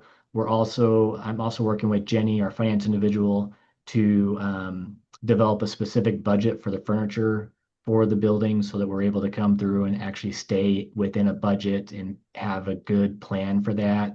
Because I think it's that we are efficient and understand that we want to standardize things and keep things looking professional, and stay within a specific budget when we're doing the furniture aspect of it. So again, we ended up with 24 offices, six cubicle spaces, and a 20 by about 16 conference room. So that'll be nice for us as well. Any questions so far on any of the things I've shared? No. Okay. That's all I had planned for this morning, and I'm looking forward to seeing you guys here in about an hour. Okay. Anything else for me? Keep it crispy. I will. And I'm looking forward to that training, Cindy, that we'll be going to in September. I was just sharing that, we'll see where I'll be staying, so. I know, kind of interesting that they turned an elementary school into a hotel. Yeah. What's that? McMenamins? Yeah. Yeah, well, yeah. Is it worth staying there? Yeah. No? No, it's super nice. Oh. Is it? Yeah, super nice. Awesome. Good So food. that's where the conference is the Kennedy. Don't act like you're slumming it. Well, I didn't know, because when you're like, we Jeez. turned a school, I've never. Like, who does that? McMenamins or McMenamins? They're the only ones. Well, that you do can't book online, you have to No, call, so I so thought, nice. okay, what's the deal here? Best service, yeah. Okay. Yeah. It's probably why the conference is there. Cindy made me think she was like in college housing. I'm No, like, it dang, was a school, why don't I you just get a know. Marriott room? Yeah, no, I've heard good things about it. When I did the training in Kansas City this last week, the Portland is super hotel, nice. yeah, the hotel we were at was a Hilton, but it was haunted, and It's that was interesting. Well, yeah, All right, thank you for your time this morning. okay, thank you, Dell. Appreciate it. We'll see you later. Bye. 10:45. Good morning, it's 10:46 a.m. and we are here for a fairgrounds update with Jim. Whoops, sorry. It's been a busy weekend. Sounds like it, look at it. Yeah. Looking at that tan now, looks like you're busy. Let's see. What was that, Rob? So, we are getting the final details. We had to make a change. I sent an email out to you all. We had to make a change at our headliner on Friday. Unfortunately, Easton Corbin has some medical issues and is unable to perform. And so Eric Marcuse with Romeo scrambled and pulled some connections. And we have a band, which I sent in the email, which will Aren't they be. bigger? Oh, yeah. Yeah, and they're supposed to come out with a bunch of new music here pretty soon, but oh yeah, they're much more relevant currently, probably. Nothing against Easton Corbin, but this is a band we normally wouldn't be able to afford. the Are you gonna have manager. time to push that out quick? Well, yeah, we're just waiting for the marketing assets and then we will push that out. I should have the contract today. They're working on it. It'll be very similar to the contract. Well, it'll be exactly the same. The amount will be slightly different, but as the Easton Corbin contract, Eric assured me that it would be the same so that we could easily get that signed. And we had to make some changes for sound and lights for Friday night because the company we were using doesn't have the equipment necessary to support a band like this. So we are going back to using another company we've used in the past, Cascade Sound out of Portland, for Friday night only. VIP is still going to do our Fisher stage, but it was a lot of scrambling over the weekend. So is the Fisher stage the one by the food? Yep, Okay. yep. And that's got acts on it every day.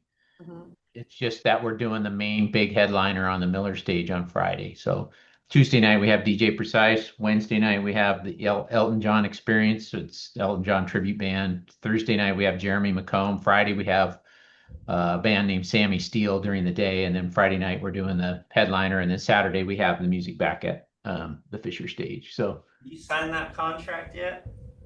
no, I can't sign that. I'm going to be bringing it to you probably today or tomorrow.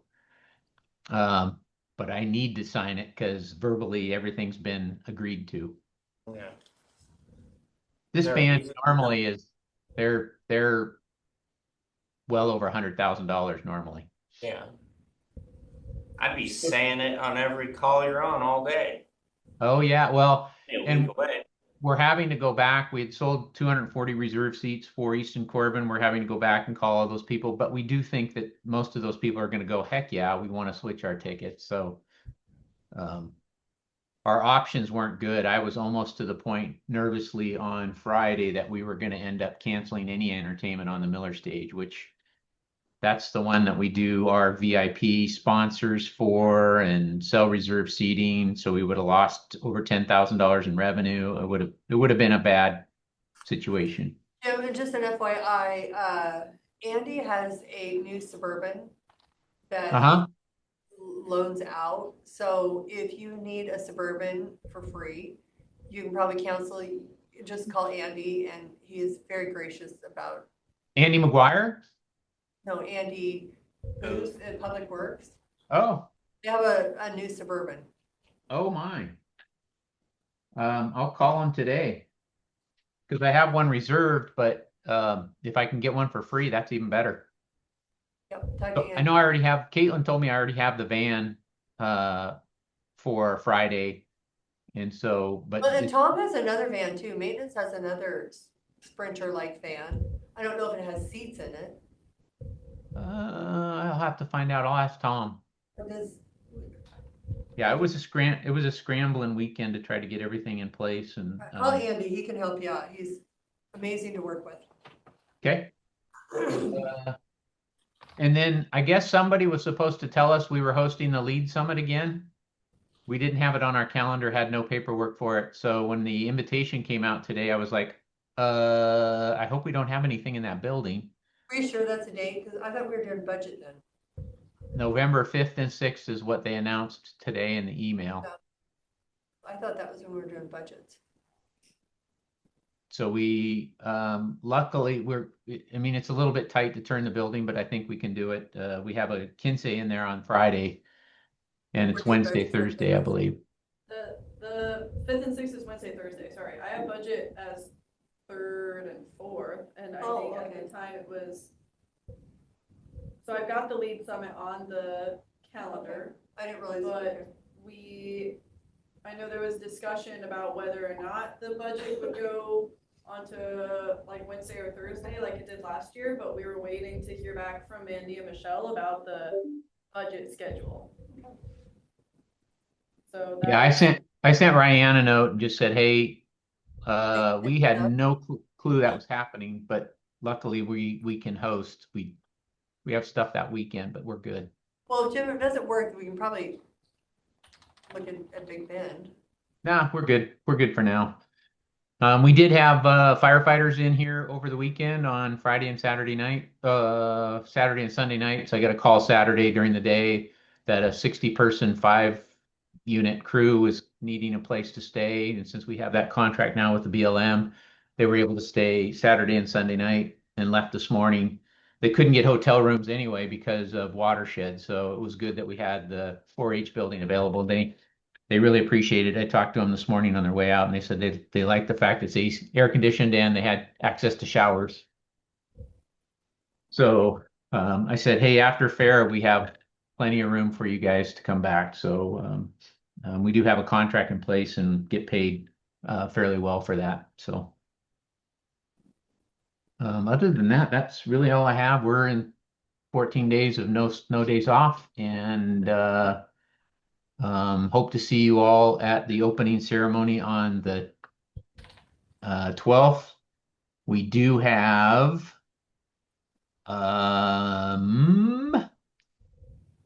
I gotta remember her name.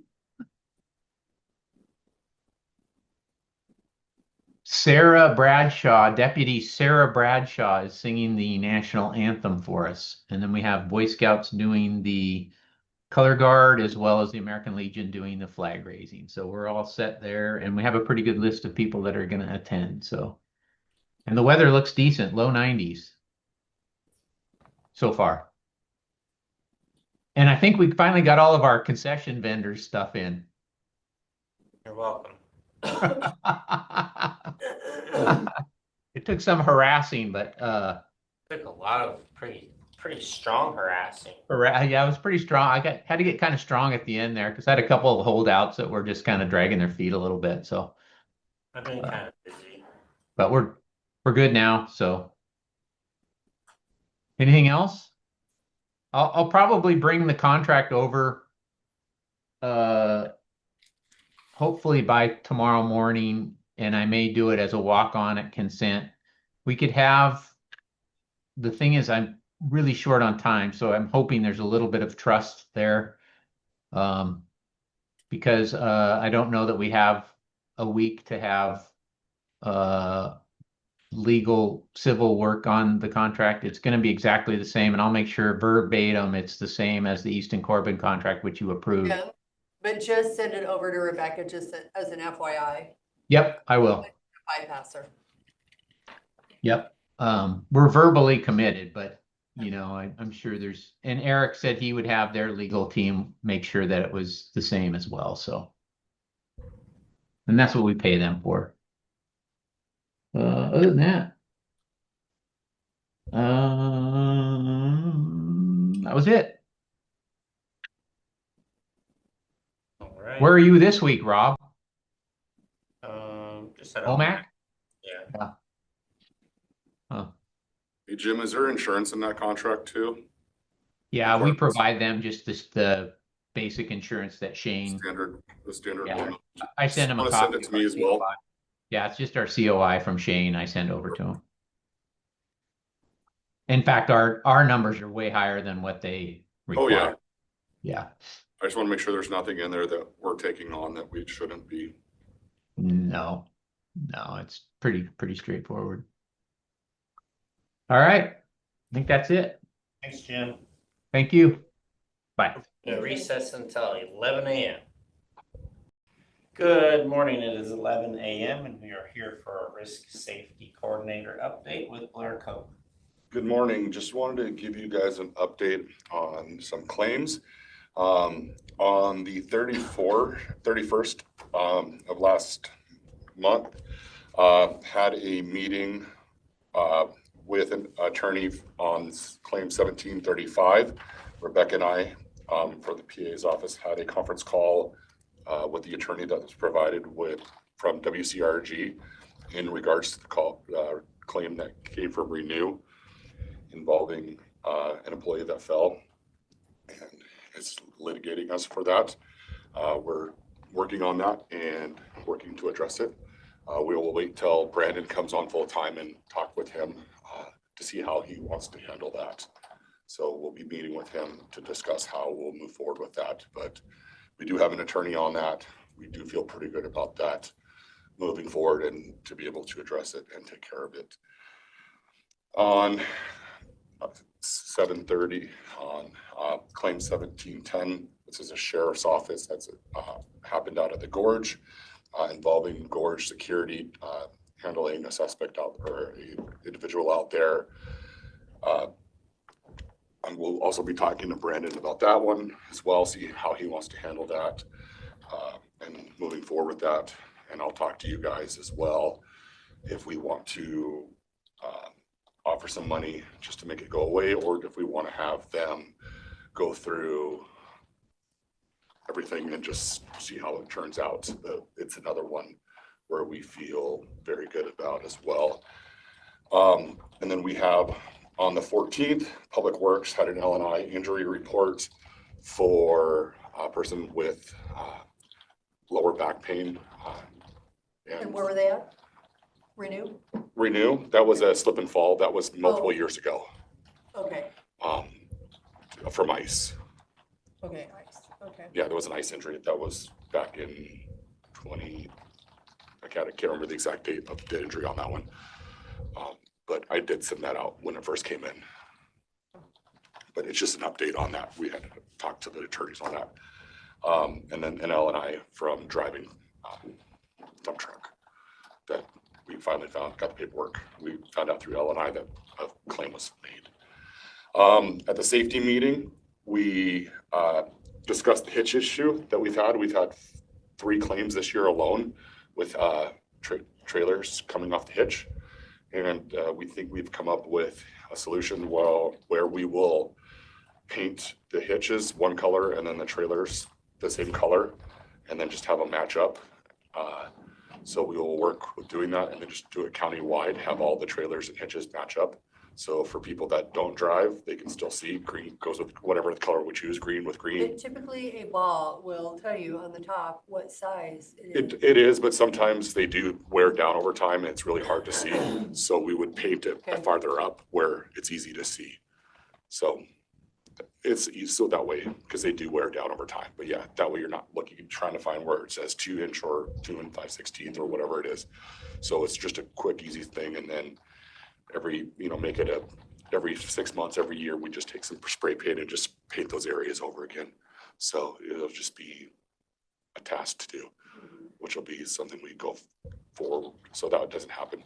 So far, we've been really lucky where it hasn't caused a lot of damage, Is it the same person doing it? No, it's multiple departments have had the issue, but a tailgate coming off and hitting a tailgate is $1,500 to $2,000. But coming off and hitting a vehicle behind us or flipping there is thousands of dollars. We could be $20,000 plus.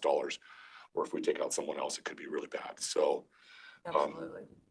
Spray paint, can of spray paint, $6-8 will go a long ways.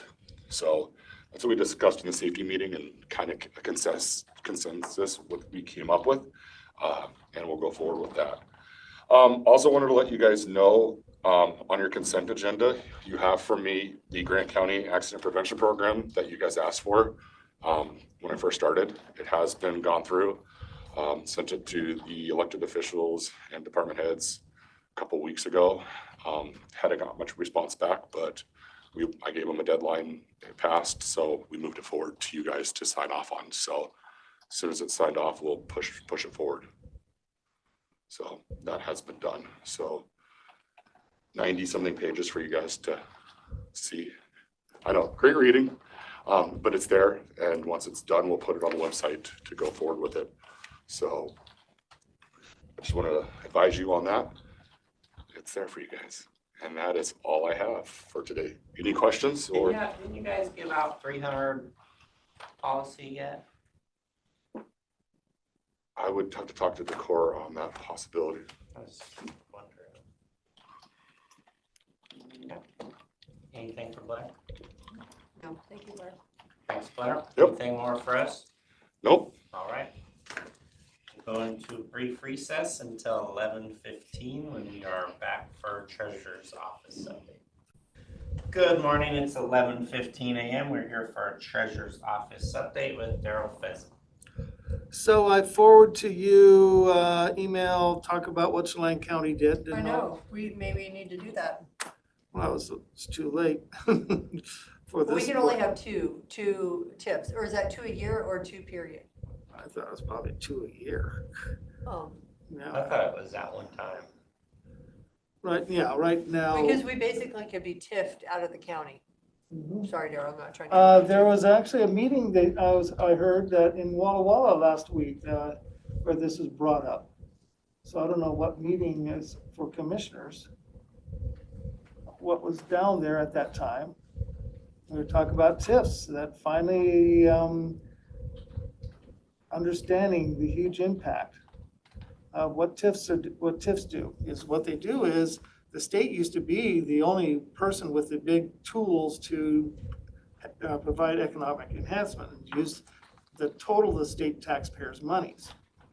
Now the port has been given the tools to do another, a big economic driver and use the taxes of the taxing districts to pay for the infrastructure so that the businesses that bring in don't have to contribute much to come in. So, you know, the Sun County Treasurer this morning wanted me to work on some bullet points of the problem with TIFs. So I'm working on that. So I did find out from Walla Walla County, who has a lot of parcels like us, that they got a lot more data than I got, or the port, regarding our TIF. And then when I looked at it, the last email from Melissa actually had incorrect information on it. So we've been waiting for the correct all this time. So I'll send out an email asking for, did you send something else that didn't get to the port or me? Because Walla Walla's gotten this information in the detail they needed, but I haven't. So, and so far we haven't seen the next round of state assessed utilities of all the fixes. And we got a few calls this week on investments. And I didn't know who's going to be available to pick up the cash counter in our office and head to the fair. I can drop it off if you want me to. Yeah, I just, and then when I go audit the fair treasurer, hopefully it'll be just like last year where I can be given a ride from the gate to I'm the sure fair you can, just treasurer. call. Because Well, that, Darryl, you should be able to drive right in Yeah, you should be able to drive right you in. can drive right in to where they're actually doing the county. how I does don't the wanna gate put that person know that online. I'm a person allowed to do that? You have a What? pass. Talk to Jim, they can let you in at the Okay. gate, they can ask Okay, for you. well, that would be helpful for me to drive straight to the spot. Because of my walking issues, I won't be able to do much going down the What fairway. day do you do that? It's random. Sometimes I do it on Friday, sometimes I do it on So Saturday. just ask Jim for a pass to get Yeah, inside the gate. I'm gonna email Jim. Okay. I just, just unfortunately, And you should be able to go right up to, I don't wanna. yeah, because the real problem is finding a parking spot and walking so far just to get to the gate and then be driven, that I was already wiped out because of the walk from the parking lot to it. So that would be helpful for me to come in for a short We bit. should have taken care of that years ago. Mhm.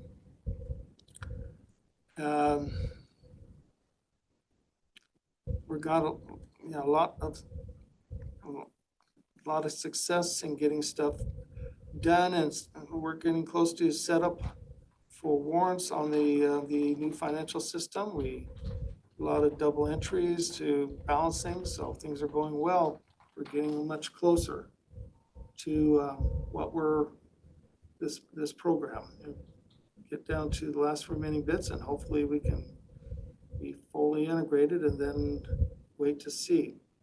We had a meeting with the schools, ESD, where they're trying to change it and then wanted me to pay $2,600 for their change. I said, no. I'm saying is they're the reason why we had to incur the expenses, the first reason, because of what they were doing in the schools. And we couldn't get the data normal like other places. And so I told them, do you want fraud protection or not? We're already paying a lot more in bank service fees for e-deposit pay this year. So I'm definitely going to be way over budget on bank service fees this year. And so this year's budget is not looking good. You know, because we're $9,000 more than the quarter a year ago.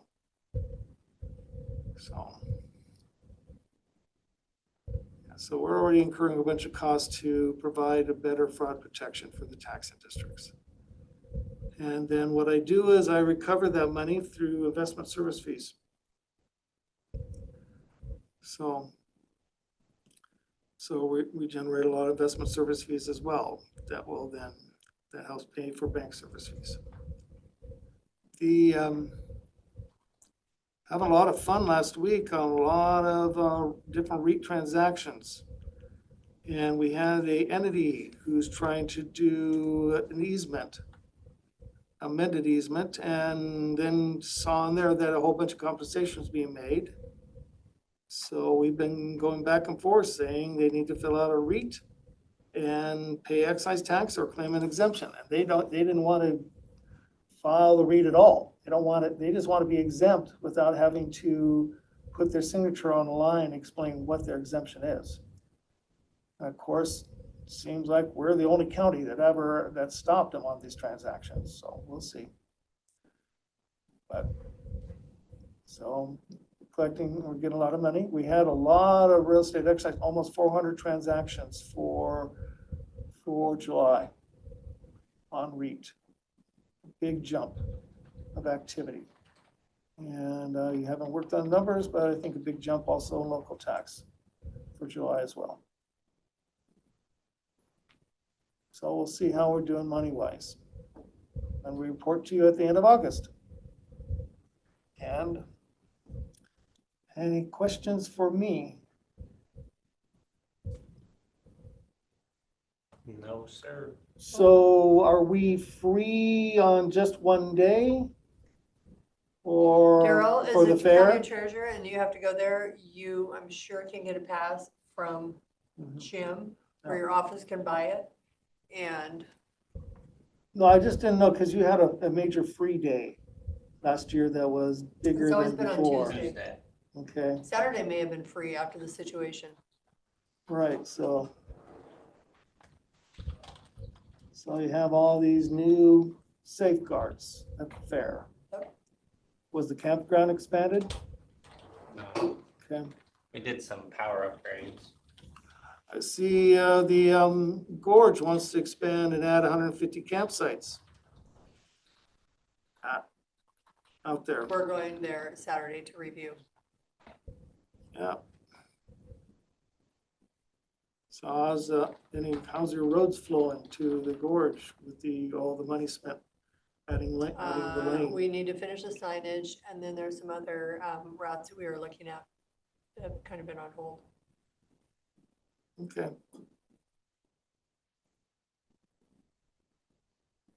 But the LTAC funding that's going back out there, because they're one of the largest payers into the LTAC fund, it's been really nice to see that benefiting from the payment of those funds utilized out there. So Not always do the people that pay for it see the benefits, but they are.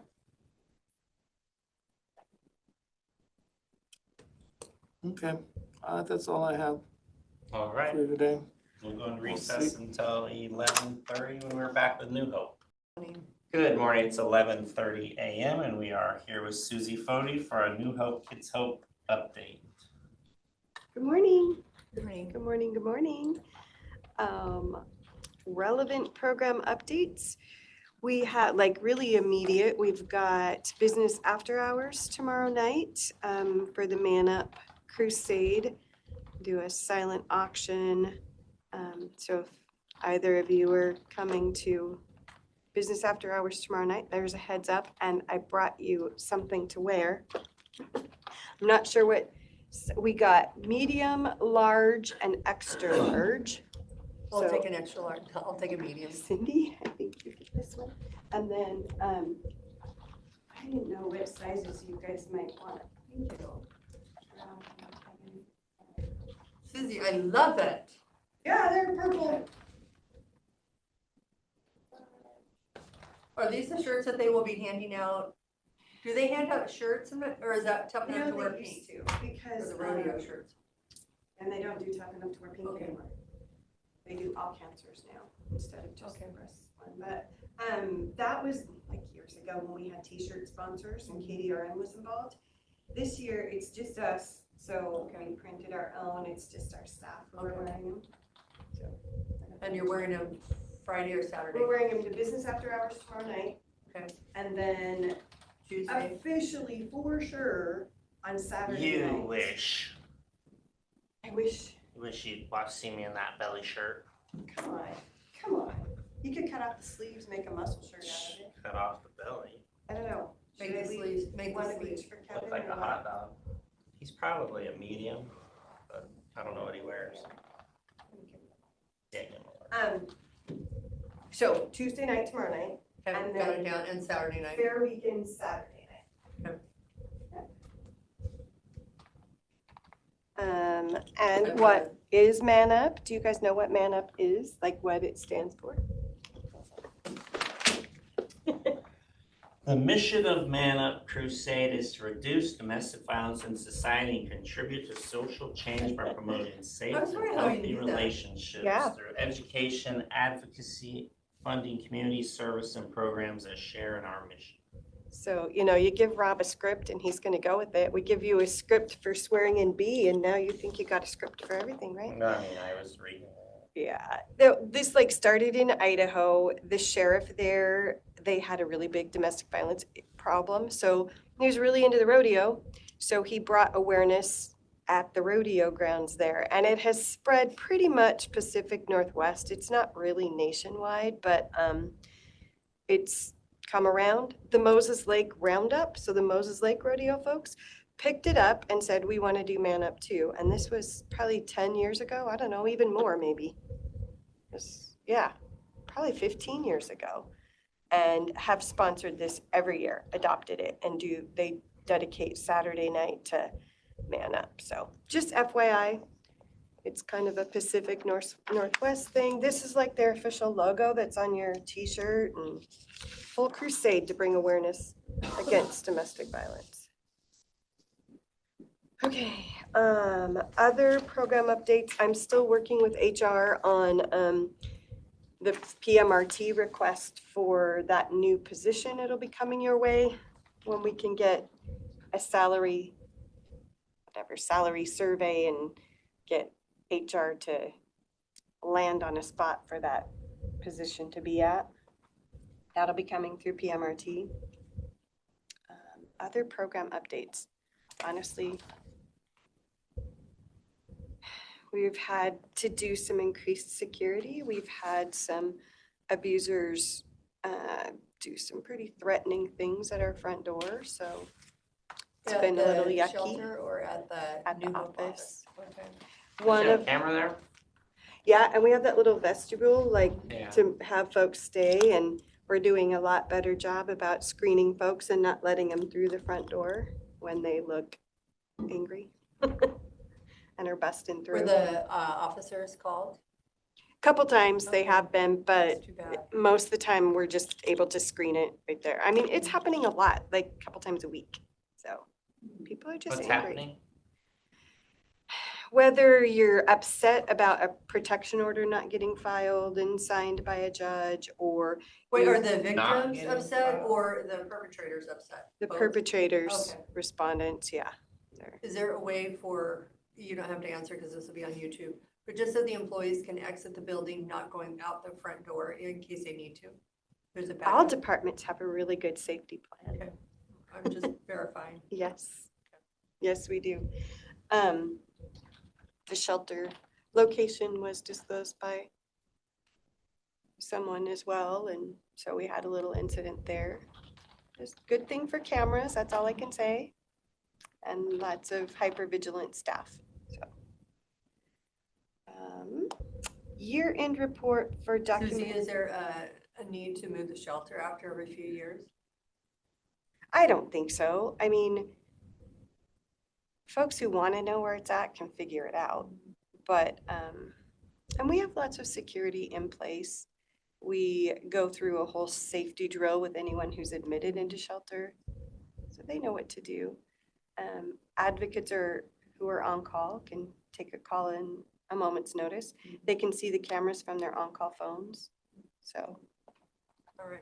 I feel okay about it right now. Year-end report for document recording fees. That it's attached. It's typically the report that I do to the homeless task force, but it's also required to you all as the board who gives us the funding. So I report to you where our money goes from document recording fees. That's right there.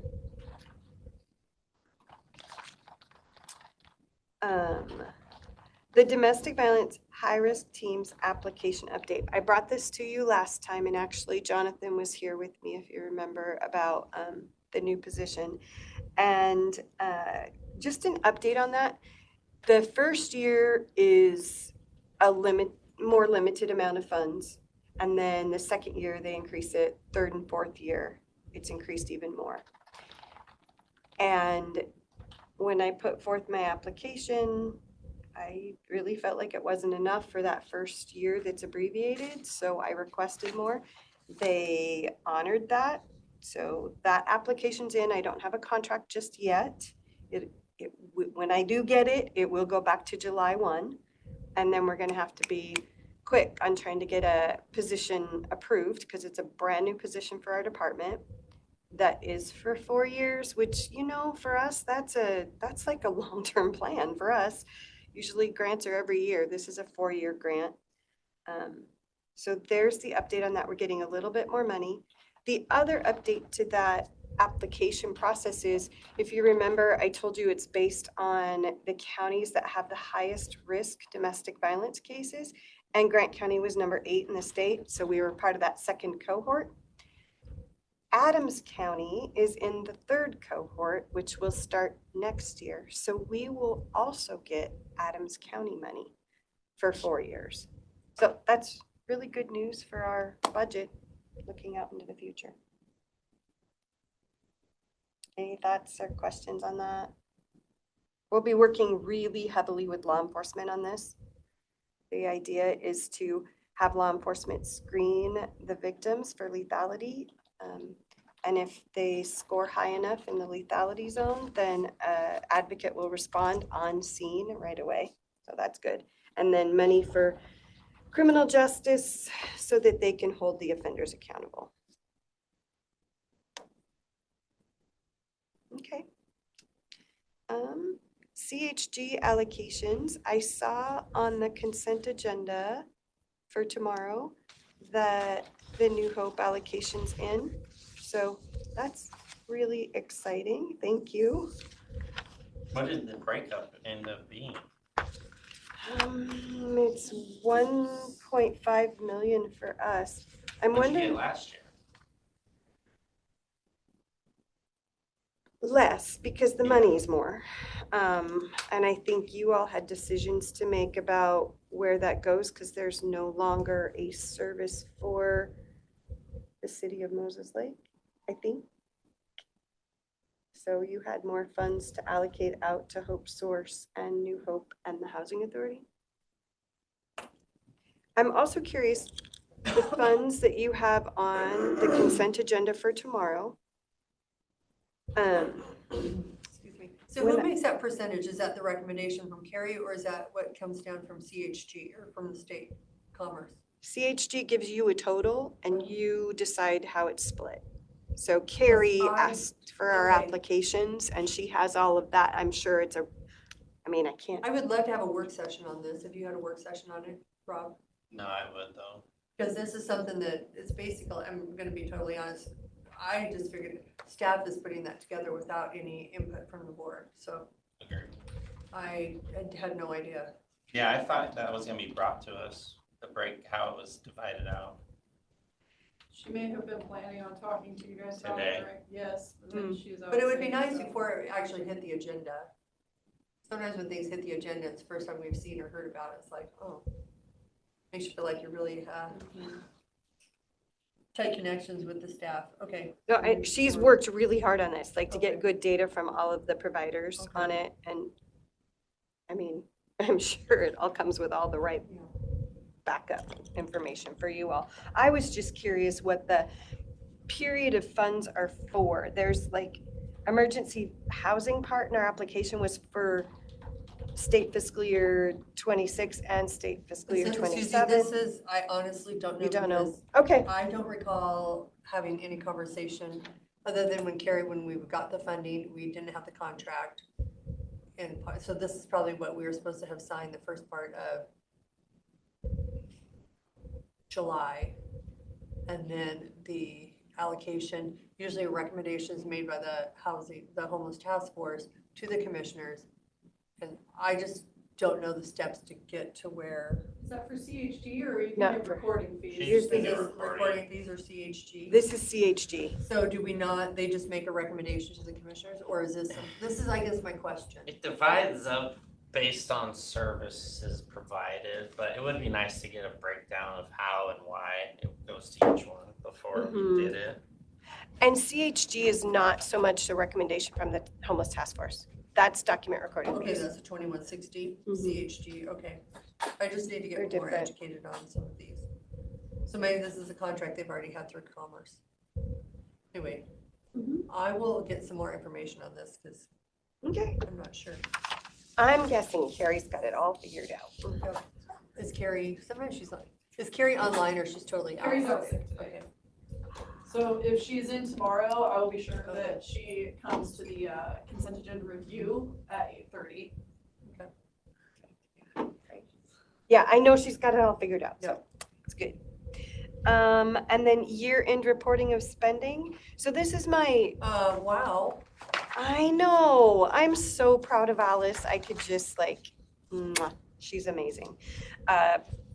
These Almost 1.6 million and you have $163. $163 left on the table. And I think one of those grants actually did come back and say, can you do anything else? We really want you to be at 0. And she did. So I think it's like 150 actually at the end of the day. But out of 9 grants and almost $1.6 million, we Very spent impressive. every penny except $163. So feel really good about how we watch our grant funding that comes in.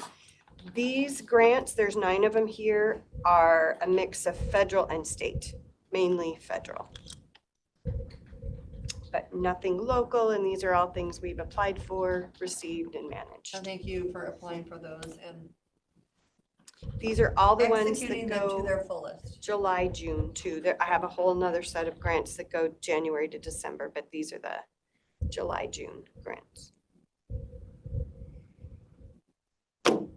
That's all I've got on my agenda. Do you have any questions for me?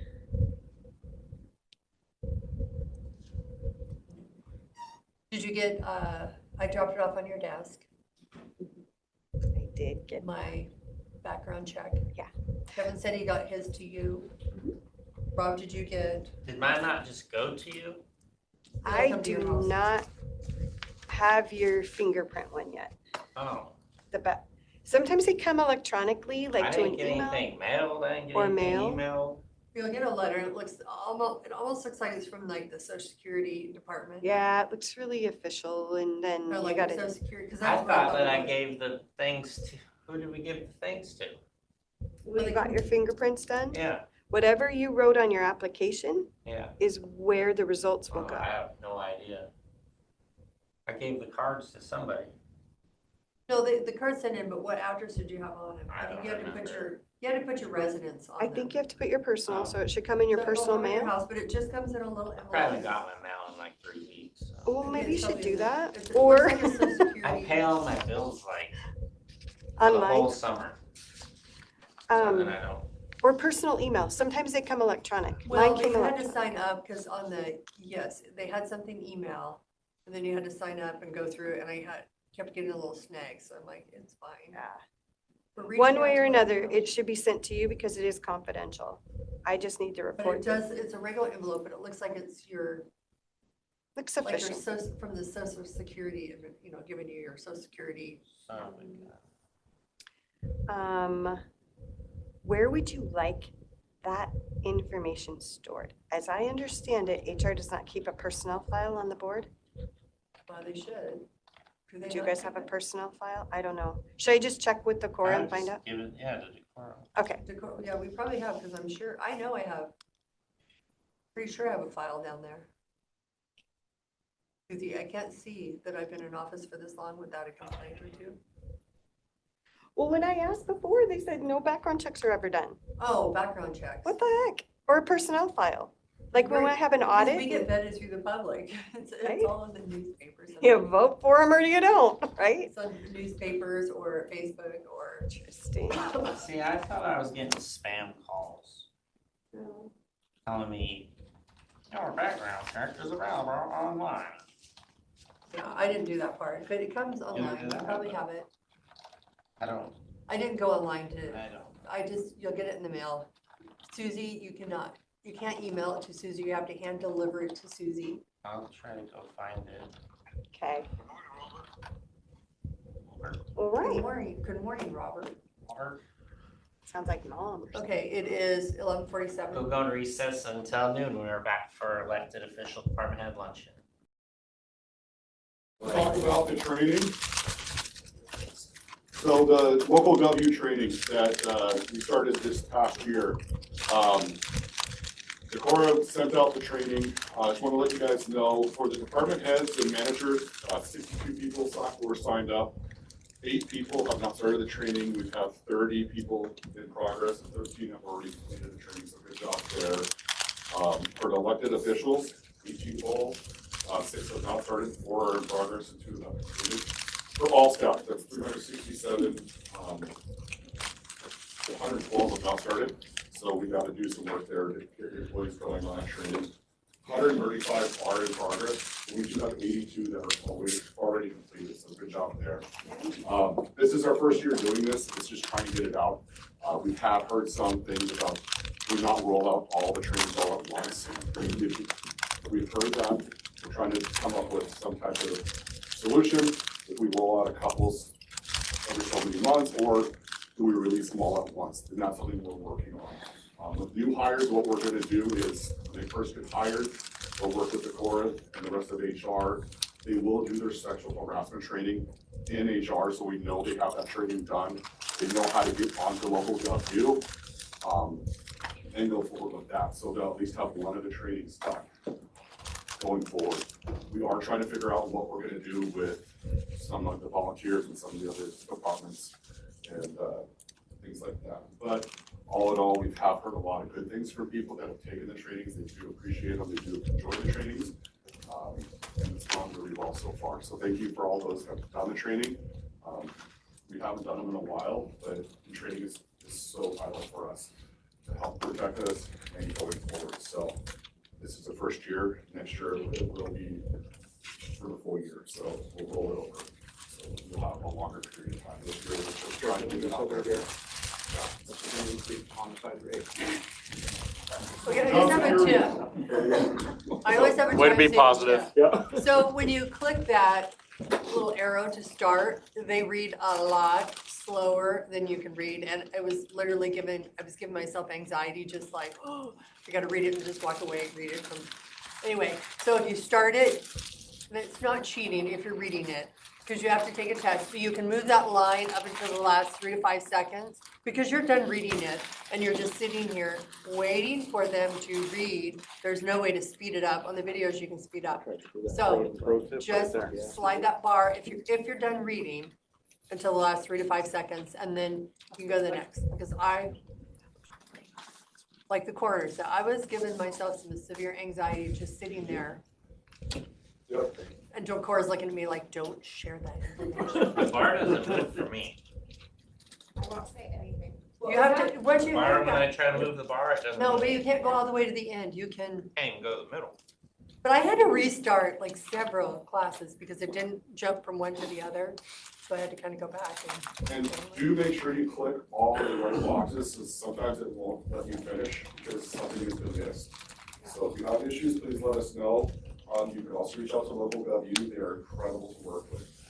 I had an issue where I completed them all. It didn't roll over. All I had to do was email them and they fixed it. So they're great to work with. So if you have issues, please let us know or let local GovU know and they will take care of it. That is all I have. Any questions on local GovU? Move your line, move your line.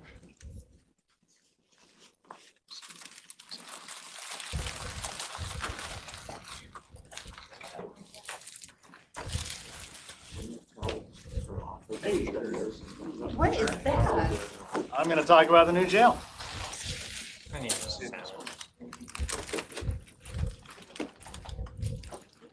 What's that? Okay, look at that. So the jail is on track to be completed in the second quarter of 2026. We continue to see about 100 to 150 people on the job each day. Out of that, approximately 8 are female in skilled trades, plumbers, pipe fitters, and electricians. It's a good trend. I thought it would be higher on our job, but it is good to see more females getting into the trades. Our funds allocated for the project are being utilized efficiently, and we're running below budget still. We are tracking some significant change orders, but we're still confident that we're going to complete this below budget. Currently, we are working with the city, the PUD, and internally to discuss next steps. And we'll pause once this project's complete, kind of so that the sheriff and corrections can get in there, get operating. We can all breathe a little bit, let the budget catch up a little bit. So that is taken on the inside of the jail. I am doing tours on Monday from 11 to whatever it takes into lunch. I know Kim Allen and Cheryl went last week, so you can ask her what she thought if you want. Budget overview, the financial status, $155 million budget. We've utilized $101 million thus far. We have $67 million remaining, which includes the $14 million we have from the 0.3% still sitting in cash. And we're about 70% complete. Those photos are of the current roundabout construction that's happening. Our priorities and our current schedule, the priority is the wrap. We have to get that done. We're starting week 3 of 8 weeks today. They are a little bit ahead of schedule, so we're going to hope that that stays on track. We're continuing to do finish work inside the jail. The canine building there, that third picture is up, and they're starting to finish that out. And then the evidence building, you're only seeing about a third of it. It's a 300-foot-long building, vehicle forensics, so that's going on. We were delayed initially, but we're firing on all cylinders now, so nothing is slowing us down. So currently, we're going to stay the course. We'll continue with all facets of construction, and we'll start the coroner's office hopefully by the end of the year. The 14th, we're interviewing general contractors on that. And in October, we expect to occupy the Human Resources and Central Services building, which is the old jail building, or the old dentist building. We'll occupy the jail on time, spring of 26, April, May, something like that. That's all looking good. And then we're gonna be focused on you. Nice. Yeah, that'll be good. 2027 future planning for the law and justice, the future of the courts, and a whole lot more. A lot of internal discussions, a lot of things going on. And that's kind of where we're at with the jail right now. And that's all I've got. I know we've got a lot of people that are doing this, so I want to thank the commissioners again for letting me and a couple of the tech services guy go to the NACO conference in Philly. We're all in that picture somewhere. That was awesome. We brought need to zoom to find out, Tom. I'm right in the back. For us, we'll verify. I did that on purpose. I Anyway, we brought a lot of good stuff about AI back for GCTS. We're working on that currently. So that's all I've got. Thank you, Tom. I always feel when you say that's all I've got, you've got a lot on your plate, so thank you. The detour for the roundabout seems to actually be going fairly well, Not a lot of backups no, other than I forget every Monday and try to take it, but we're good the rest of the week. So we're gonna talk about FMLA next, the family hospital review.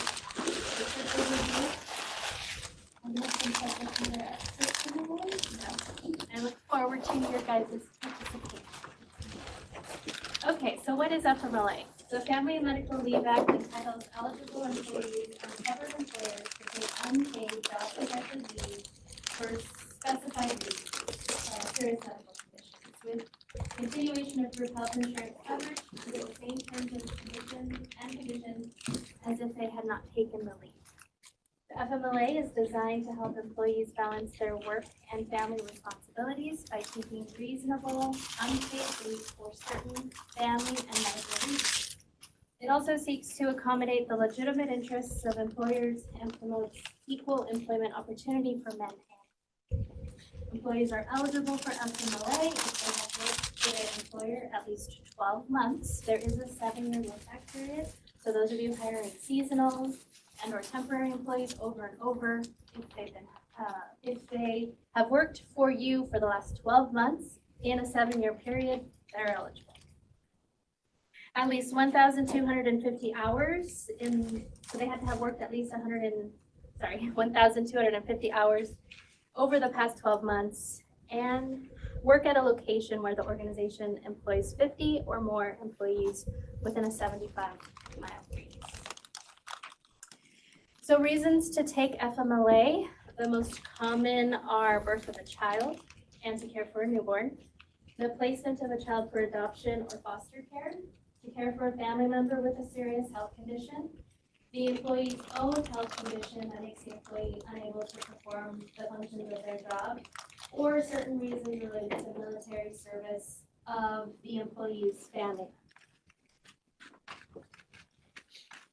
FMLA military leave. So there's 2 types. We have military caregiver leave. This helps families of covered service members who are current service members and certain veterans with a serious injury or illness by providing up to 26 work weeks of FMLA job protected leave in a single 12-month period to certain eligible family members to care for their covered service members. Qualifying exigency leave helps families and military members in the regular armed forces, as well as the National Guard and Reserves, manage their affairs when a military member is going to be or has been deployed to a foreign country by providing up to 12 work weeks of FMLA job protected leave in the applicable 12-month leave period to certain eligible family members. Who is eligible? A spouse is a husband or wife as defined or recognized in the state where the employee was married and includes individuals in a same-sex marriage or common law marriage.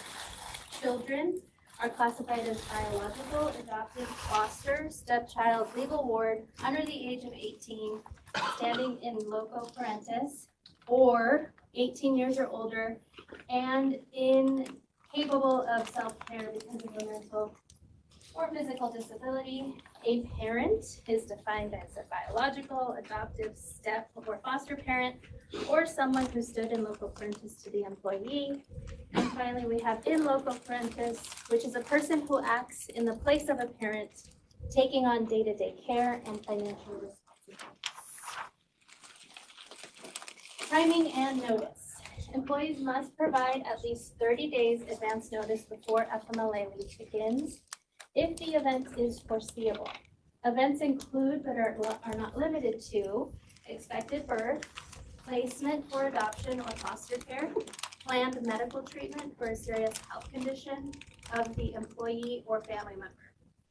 If the event is unforeseeable, notice must be given as soon as practicable. Events include, but are not limited to, medical emergencies or change in circumstances requiring leave. The employer must provide the employee an eligibility notice within 5 business days of the employee's leave for FMLA. Notice must include whether the employee is eligible for FMLA, or if the employee is not eligible, at least one reason why the employee is not eligible. This one, we need your guys' help on, because a lot of times your employee will come to you and say, gee, I'm really tired. I was in the hospital with my mom. Maybe they need FMLA. Or they'll say, gee, my shoulder's really bugging me. I think I'm gonna go see the doctor. And suddenly they have surgery. So we need your guys' help in identifying those water cooler talks, even if it's an offhanded comment. Let us know. let your HR consultant know that this person may or may not need FMLA. We are required to give out this notice within 5 business days of when we know. That's when the manager knows. HR is the last to know about these instances, so reach out to us, call Jabber Teams, a note, whatever works, to let us know that somebody may or may not need paperwork. If the employee is eligible for FMLA, the employer must notify the employee in writing about the employee's rights and responsibilities under FMLA. Included in the notice is that the leave may be designated and counted against the employee's annual FMLA leave entitlement, requirements to furnish certification for the need for leave, the employee's right to substitute leave or whether the employer will require it, premium payments to maintain health benefits, and the employee's right to maintain those benefits. Employers may require an employee to submit a certification for a healthcare provider to support the need for FMLA. The employee is responsible for providing a complete and sufficient certification within 15 calendar days after the employee's request. A lot of times too, we find that we're extending those deadlines because I'm not going to see the doctor, I'm pregnant, not going to see the doctor for another 2 months. All of that goes out to HR. We kind of deal with that administrative responsibility. It is the employer's responsibility to designate the leave as FMLA by giving the employee a designation notice. The designation notice must be provided within 5 business days of all information being submitted. Eligible employees may take up to 12 work weeks of FMLA, and that is based on a rolling calendar year instead of a calendar year. Types of leave. Intermittent leave or reduced schedule may be used for an employee or qualifying family member's serious health condition when the leave is medically necessary. Covered service members' serious injury or illness when the leave is also medically necessary. A block time, that's what we see most often, is leave to bond with a child after birth or placement. That must be taken as a continuous block of leave unless the employer agrees to allow intermittent or reduced scheduled leave. I think everybody in this room has had an employee who's been on FMLA. If you remember back to those instances, usually it's a block time, start to finish. And then if it's a reduced schedule, you know that they're working up to 4 hours, maybe it's 2 hours, and then the rest of the time they're off. They're designated as FMLA. Grant County allows employees to utilize their banked leave to substitute the unpaid provision of FMLA leave. The implementation of PFML may also contribute to the employee's decision to substitute pay with their Grant County provided banked leave. So again, lots of discussions with HR about what types of leave they want to use and or their application to PFML. An employee reaches out to you and asks you these questions, please loop us in so we are aware and we're able to supplement the information that they're getting. So how do you request FMLA? We do have a formal process. It's a form that's on the intranet. But again, if you're hearing water cooler talk or somebody said, hey, this is going on, email, Jabber, call, text, Teams, it all works. We send out the notification to the employees either way. So this is what that form looks like. It's kind of small, but all right, quiz time. True or false? All employees are entitled to FMLA leave. Shout out the answer. Everybody said false? Okay, what's the true answer? It is false. Only those who meet the eligibility requirements are eligible for FMLA. True or false? When asking for leave, employees need to provide enough information to their employers. True or false? It's a trick question. It's a trick question. So what do we think? True or false? Call HR. HR, Yes, the answer is always call HR true, but the department head doesn't have to know. Okay, so I heard a true. Anybody think it's false? Sure. False. Yeah? I changed mine. Okay, so the answer is true. Expected information includes the duration of leave, the basic reason, the employee condition, family member condition, or military exigency. Failure to provide enough information could negatively impact the FMLA. I want to piggyback off of what Dell said. This is kind of tricky for supervisors and managers. You are certainly welcome to speak to your employees, ask them how it's going. Is there anything I can do for you? But as soon as we cross the line of, tell me what happened to you. Did they use stitches? How long are you going to be out? Those are all personal medical questions. It's a HIPAA violation. You don't want to get into that type of conversation. So once it reaches to that level, disengage, let the employee know they do not have to tell you about their medical condition. And that's what HR is here for. Going back to what Missy said, is we are that bridge between you and the supervisor, so you guys don't get in trouble. I could make a claim that Dakota knows my entire medical history and she didn't promote me because I'm disabled. And so suddenly Dakota is on the hook for a discrimination charge without really even knowing. So we want to make sure that those lines are not crossed. So again, if you have a question, let us know. True or false?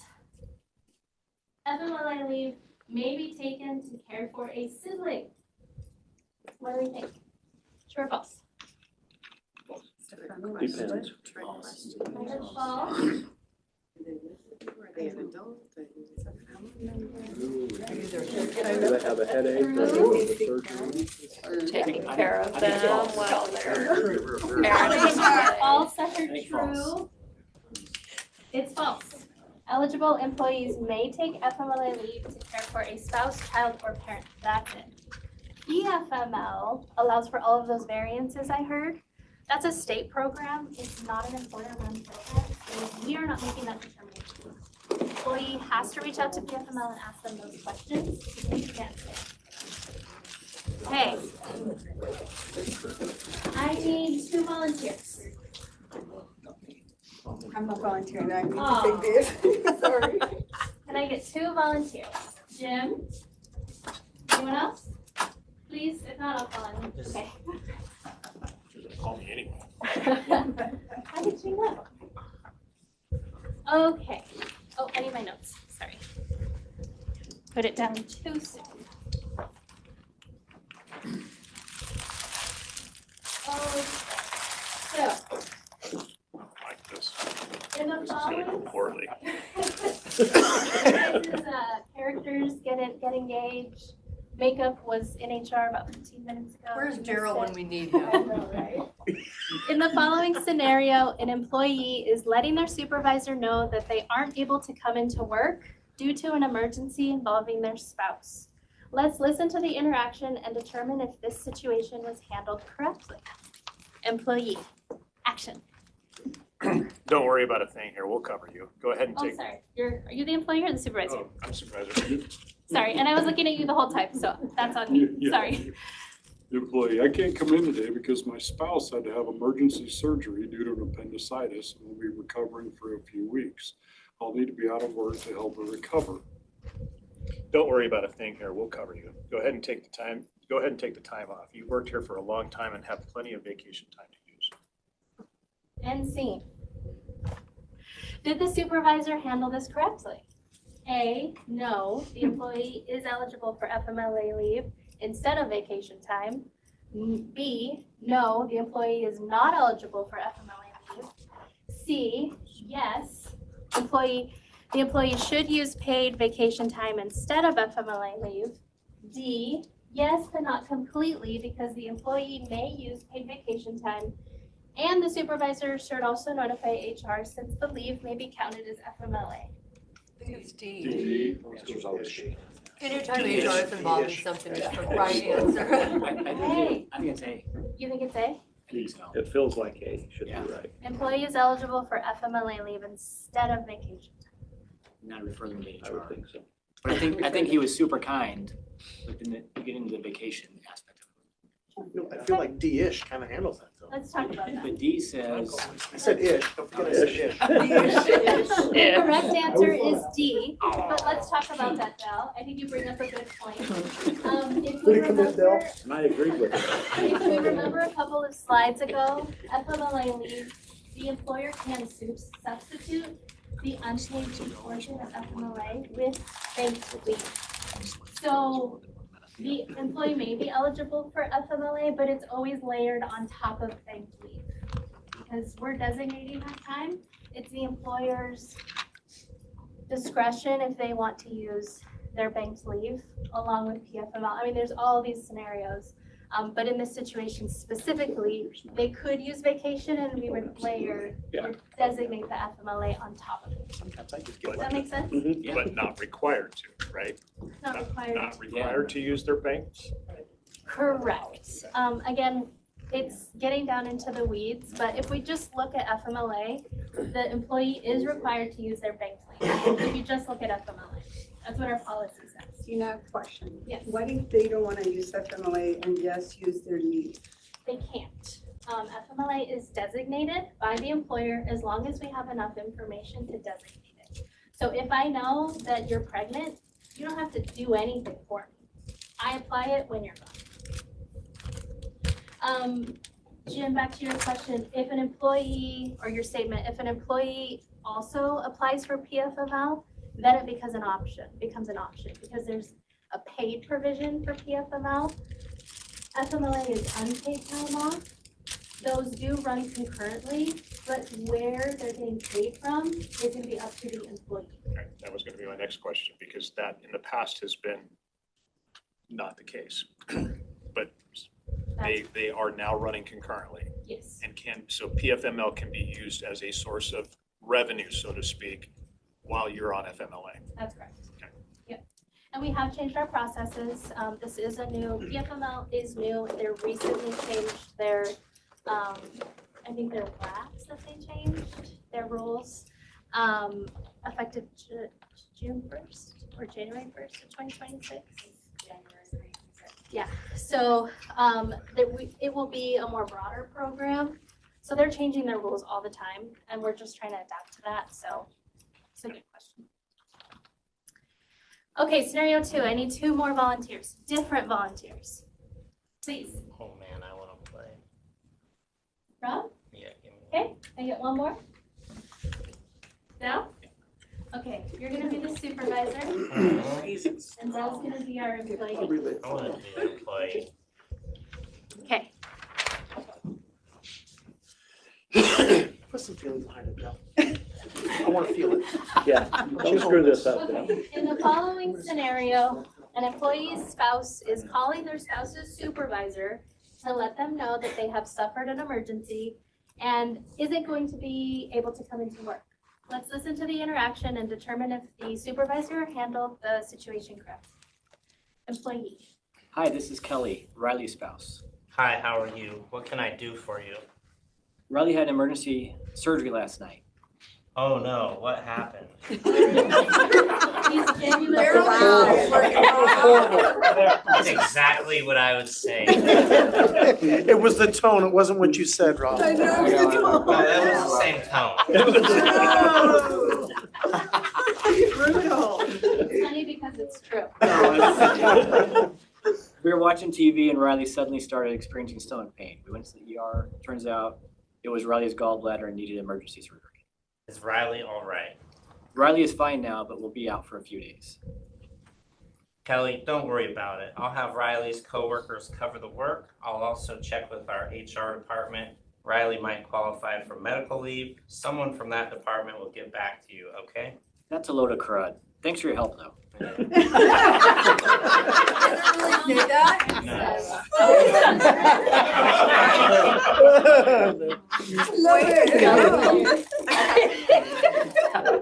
This says, that's a relief.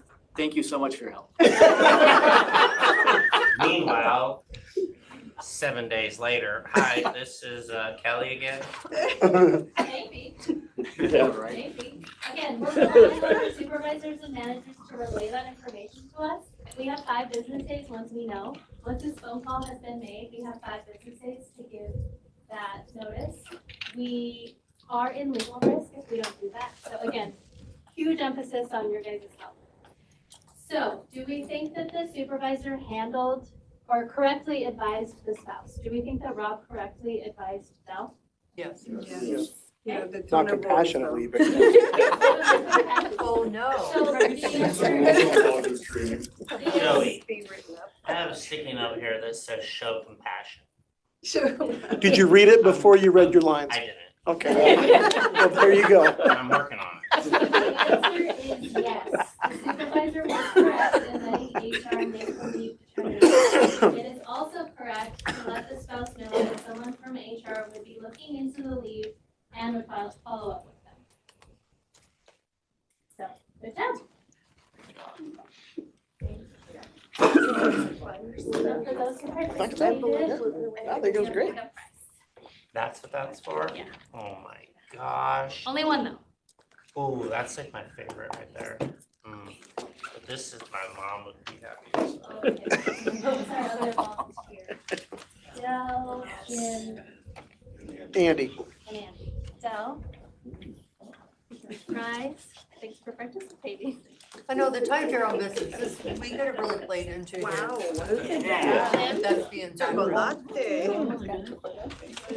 Just remember, I'm coaching. Gina, thank you for doing that. We win as a table now. I know. We win as a table. I like that. Thank you guys for participating.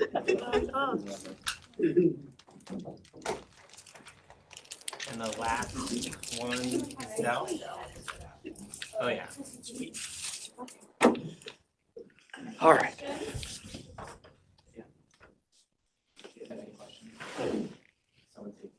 Yeah, I was just wondering if anybody had any questions now.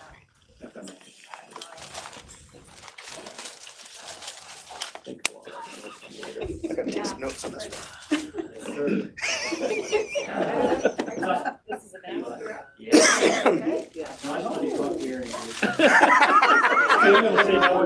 Want to feel it? I just thought you were taking on your roll.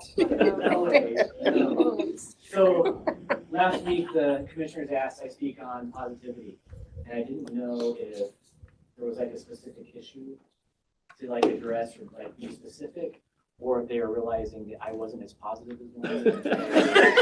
Do something to like help uplift. Correct. But I know, right?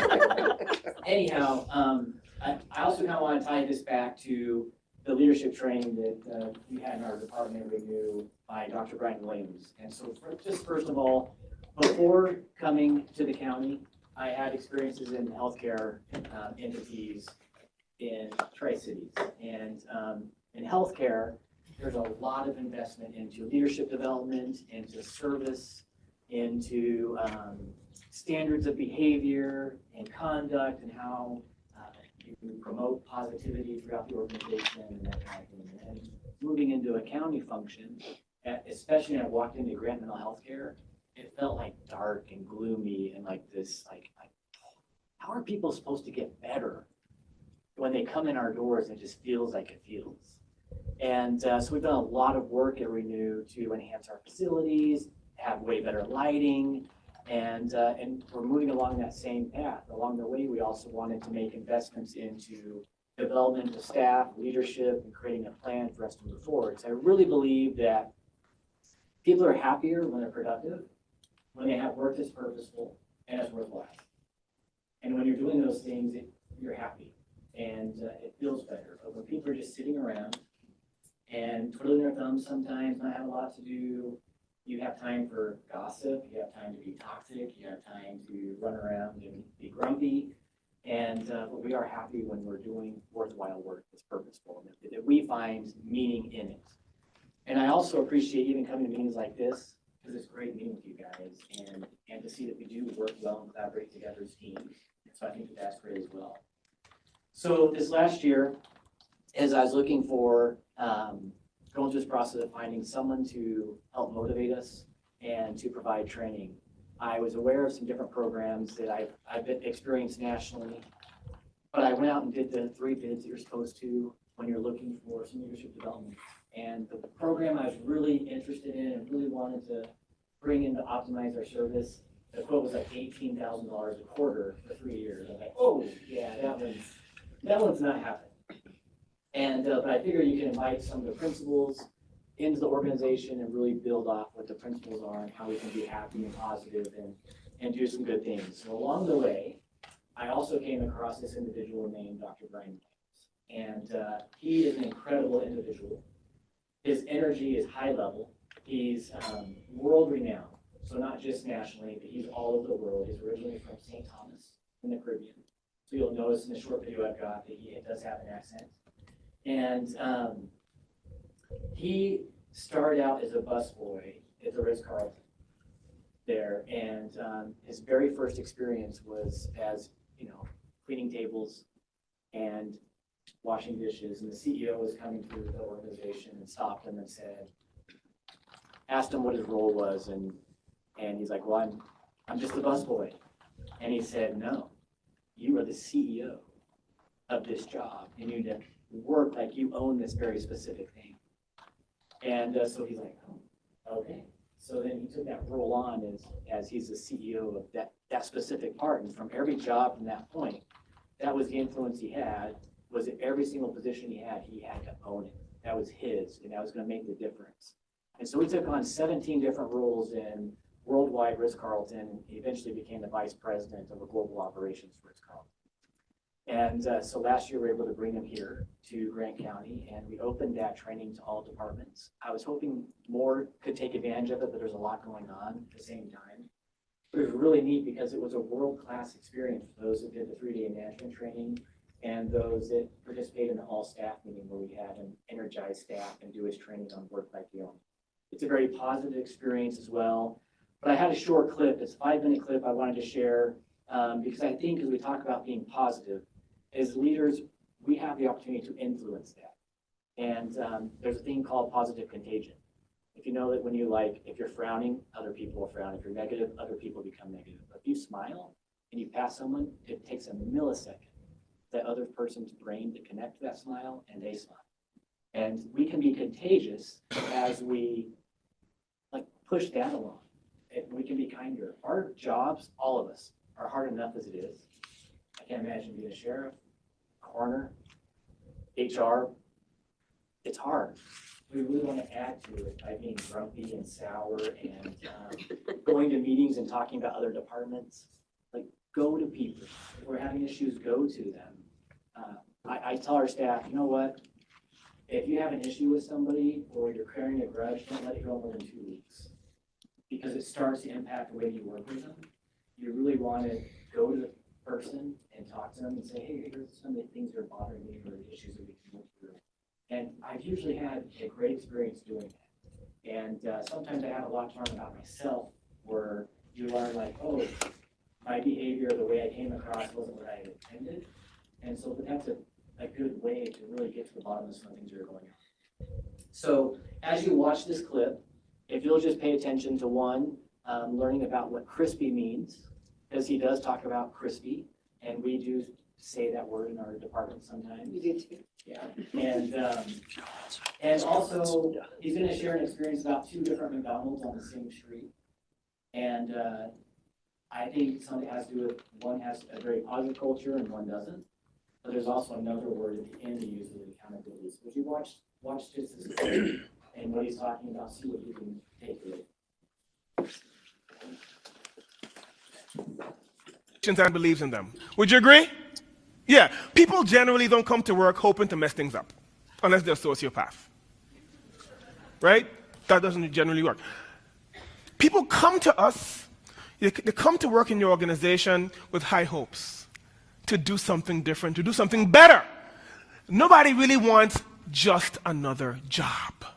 It's up to you as leaders to retain that zeal, retain that enthusiasm. Now, I want to give you an example. Right outside of DC, so we live right outside of DC in Maryland, town called Bowie, Maryland in Prince George's County. Do any of you know Prince George's? You know that place? You do? Okay. One person.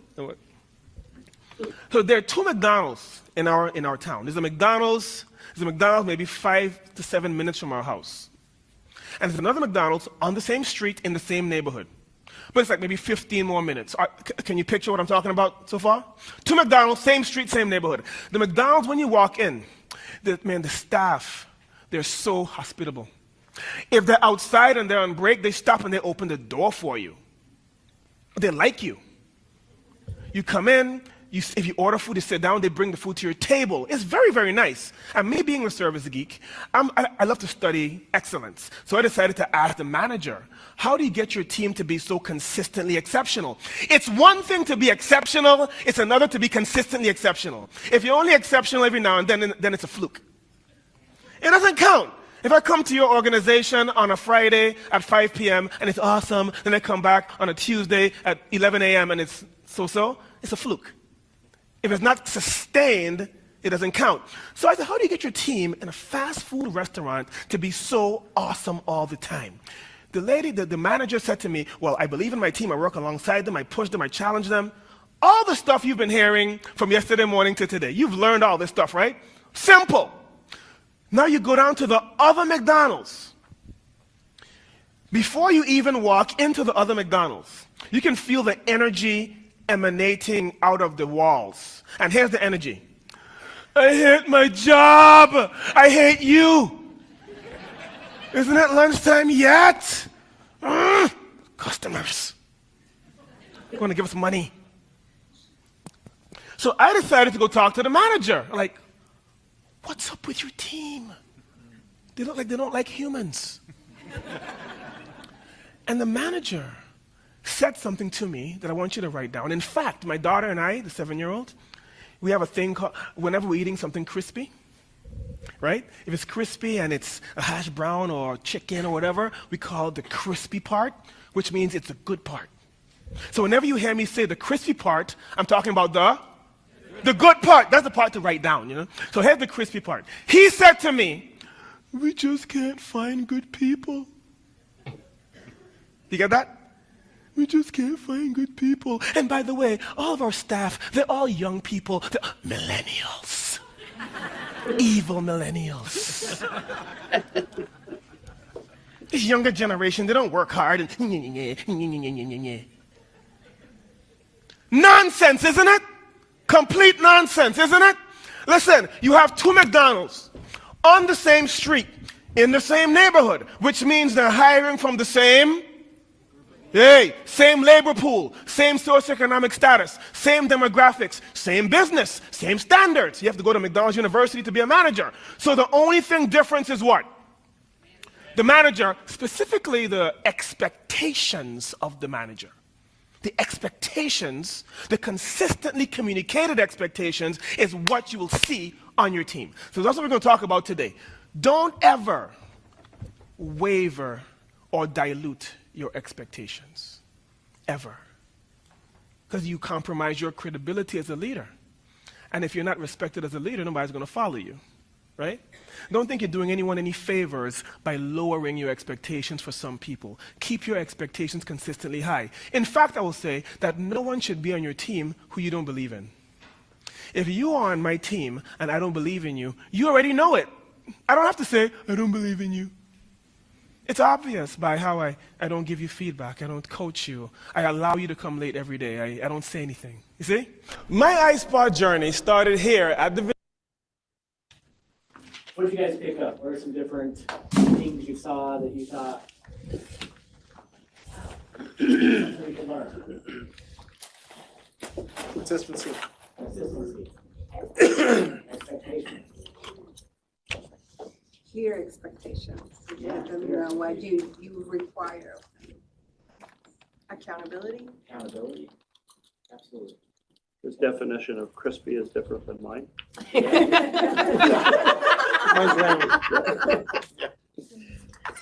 Yeah.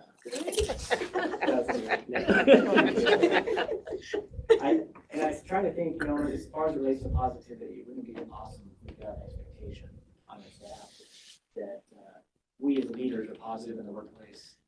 That when we have things that we need to talk about, that's done behind closed doors. The confrontations don't have to be confrontations. that we can have discussions and you can debate, but negativity, anything like that could be behind closed doors and not out in the open public. And we're positive out in our open spaces and we're talking with staff.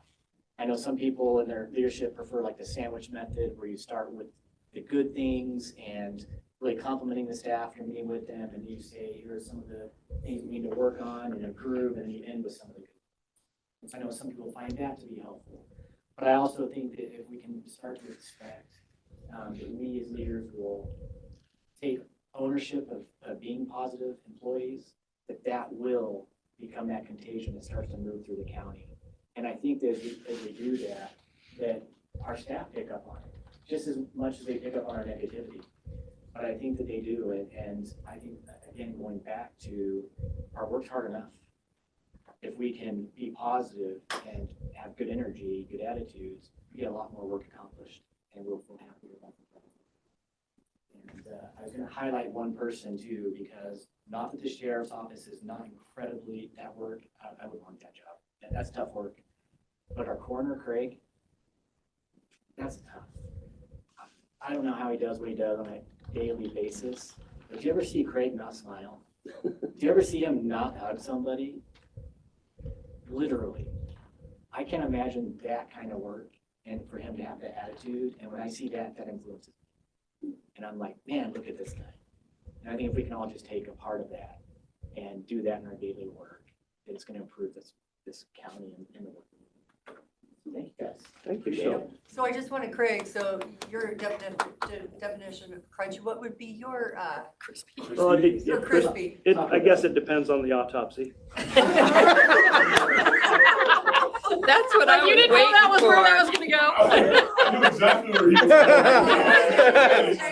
I was thinking donuts, man. Come on. That's what I was thinking. Now I ruined it all for you. No, I'll still eat them. Yeah, okay. Do you guys want less? Would you mind sharing again? It's not asking. Good job, Bill.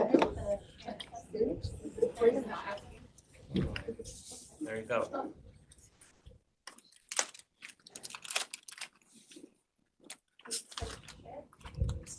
I'm telling you that it's not ready on my end, but.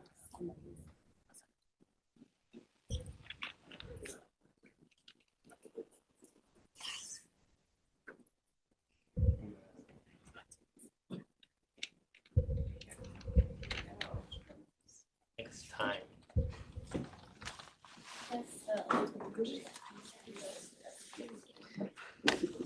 7 minutes. Okay, 7 minutes, I can do it. No pressure. Okay, so 2025 salary survey, compensation connections. We're gonna go over history, company overview. I don't have the right glasses on, sorry.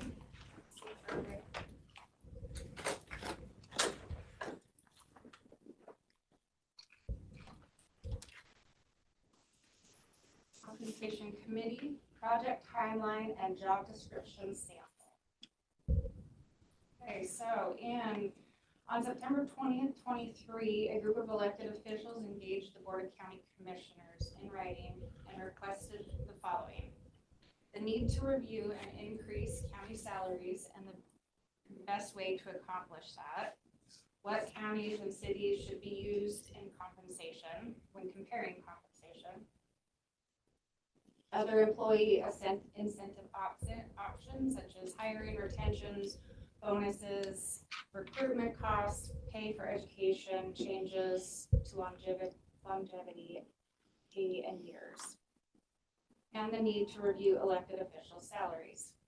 As a result, I, as the newly hired HR director, initiated the RFP process with Tom's assistance. Thank you, Tom, for teaching me how to do that. And Compensation Connections was ultimately chosen for the project. Who is Compensation Connections? Compensation Connections LLC is a Seattle-based company, consulting firm, and was founded in 2014.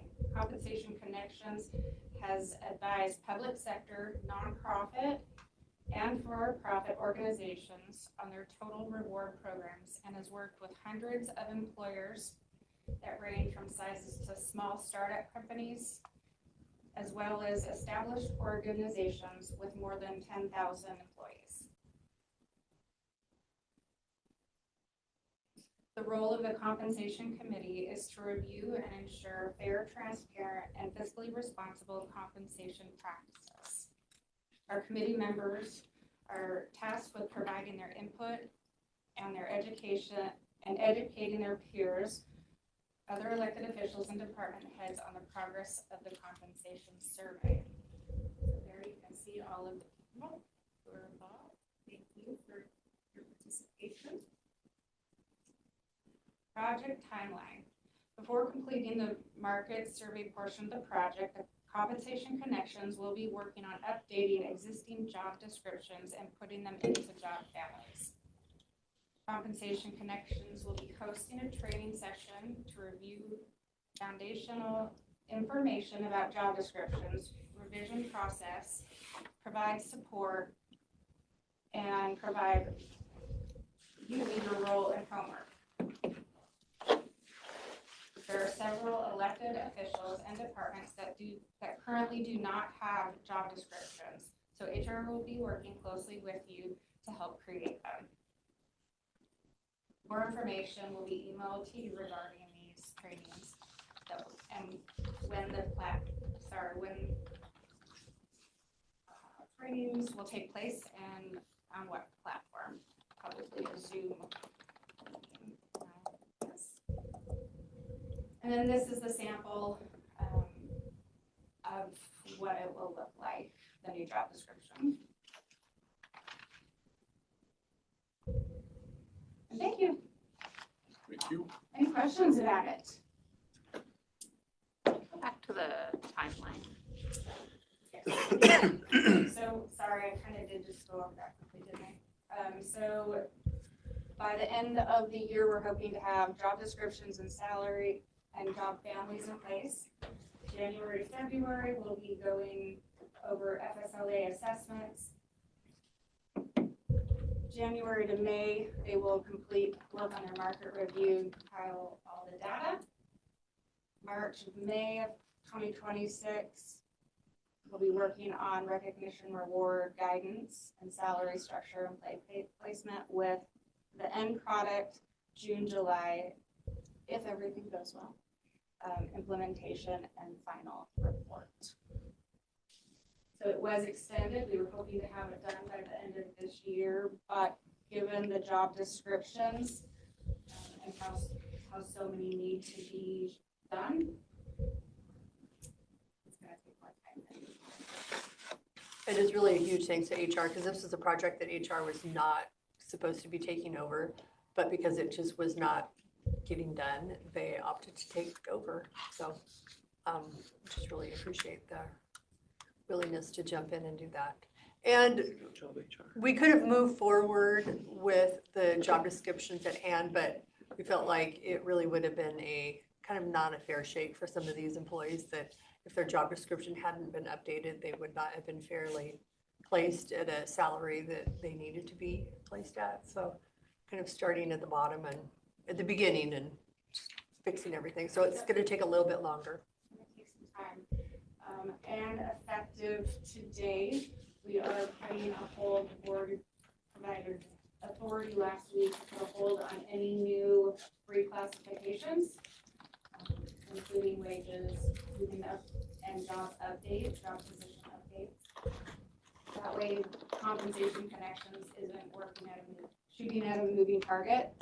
They can go forward with it. So if you have some that are currently in the works with your consultants, we will finish those out. But any new ones we will. Okay. But if you have any questions, don't hesitate to reach out.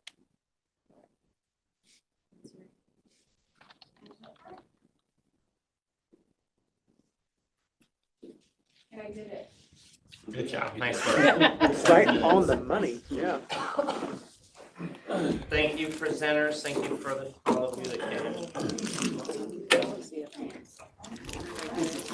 There's a policy review. Just look at that. We will go into And even Joey needs some positive reinforcement. Good afternoon, it is 1:06 PM and we are here for position management review. Would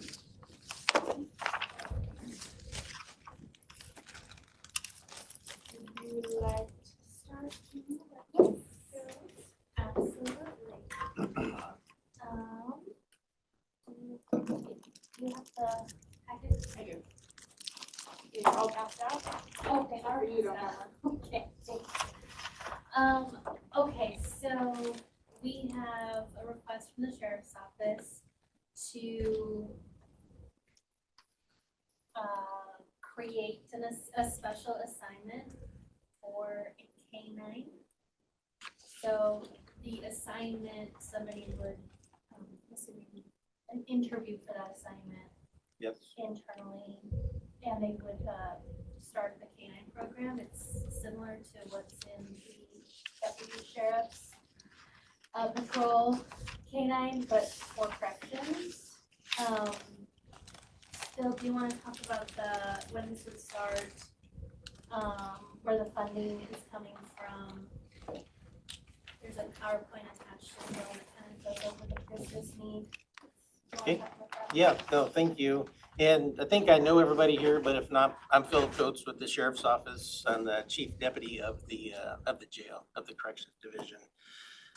So we are looking into moving forward with the Correctional K-9 program. The funding has already been secured for the training aspect of everything. So for me, we can get this program going very quickly. One, I would have to open it up to the bargaining unit. And as long as they're off probation and had a good working history, they'll be eligible to be the K-9 handler.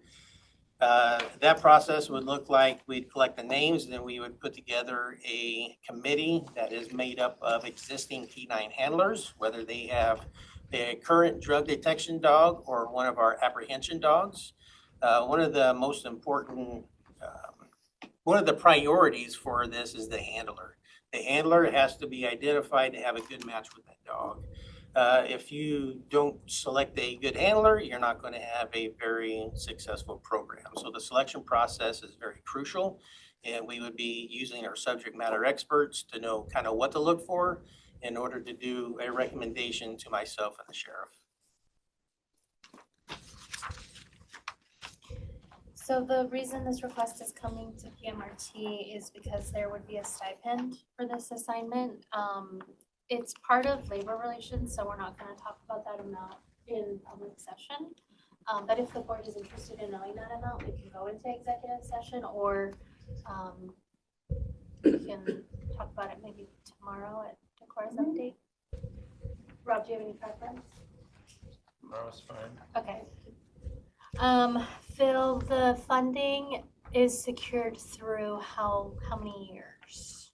So the funding was through the Moses Lake and Grant County opiate settlement. Last I've heard, they're estimating that to be sustainable for the next 17 years. The checks continually to come in. For the last year, they've been coming in.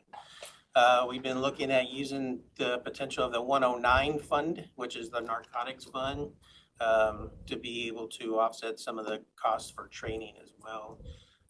Looking at other K-9 programs throughout the state, they run a lot off of donations.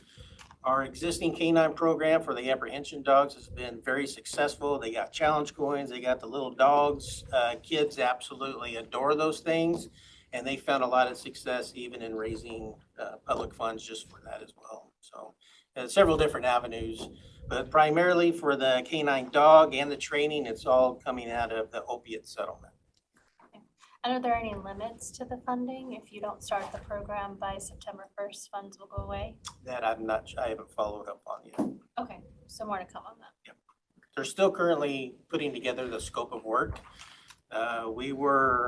Once the announcement was made that we were awarded the money, probably about a month and a half ago, they had to do a scope of work for each and every aspect of the grant, and I haven't heard anything since then. And how did you get the funding from this settlement? What'd you have to do?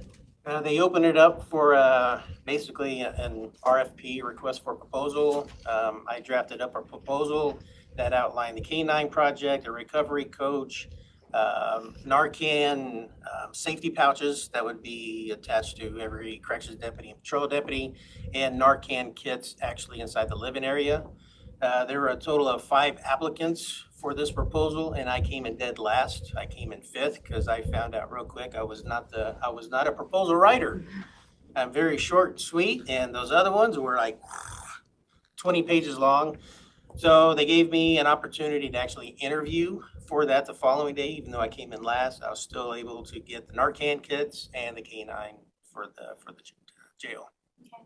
And then the training for the K-9, where do you have to send somebody? Airway Heights.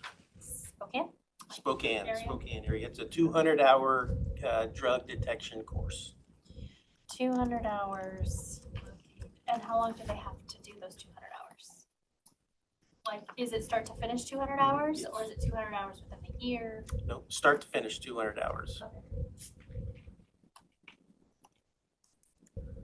Okay. Thank you. Yep, absolutely.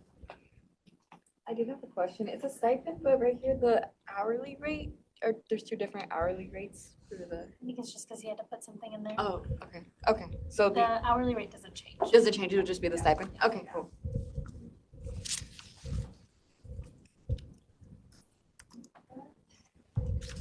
That's it, pretty much. We already have a K-9 stipend code, pay code, so we can just, yeah, so we can just modify it to whatever this needs to be.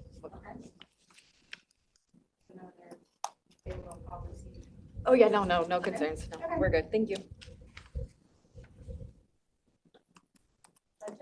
Did you know about this before the year began? Nope. Okay, so we'll probably have to do a budget extension, but there's plenty of funds.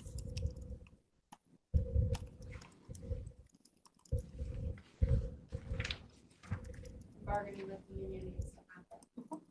Yep. So, yeah. Any comments by commissioners? No. Rob?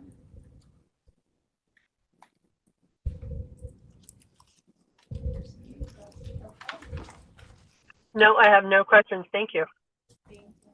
Okay, we'll bring it back to the commissioners' room. Well, thank you all for your time. Yeah, thank you, ladies. Take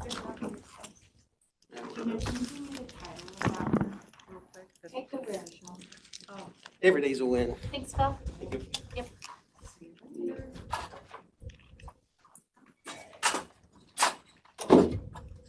So this one I'm gonna, is the Veteran Service Manager. I'm gonna present this one on behalf of the Commissioner's Office. So in early July, the job description for this position was revised to incorporate expanding supervisor duties and increased office management responsibilities. Significant changes in scope and function necessitate a reclassification of the position to accurately reflect the current responsibilities. Compensation study conducted using the county's standard set of comparable counties has identified that the position is currently undercompensated relative to the market benchmarks. Reclassification and appropriate adjustment are essential to ensure internal equity, market competitiveness, and to support employee retention and organizational effectiveness. So before this year, the position was an office of 1. He now has a staff and an office building that he is managing along with the budget for that. We are requesting an increase it came out as a 13. It says here 13A, but it is just a 13. Non-exempt per hour.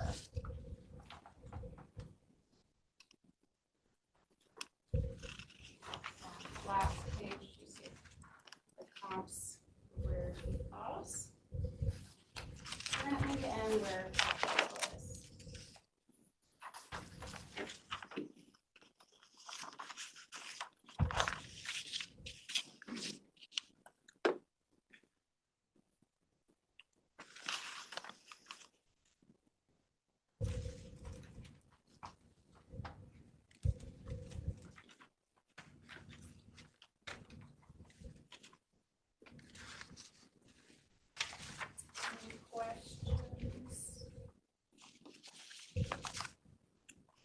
Why now and why not at the next budget, next fiscal year? Standard process. When somebody moves to a supervisor position, they get promoted. I know that there was a question about when are you reclassing? I'm sorry. Remember how the comp study's going and then we're like, when should we stop? Any ones that were currently, Oh, okay. we're finishing up, any new ones will be stopped. Oh, okay, So okay, this okay. one has Okay. been in the Okay. works. We have a couple more out there that we're gonna be finishing up. Oh, okay, then that's okay. Okay, cool. So I think it looks fine.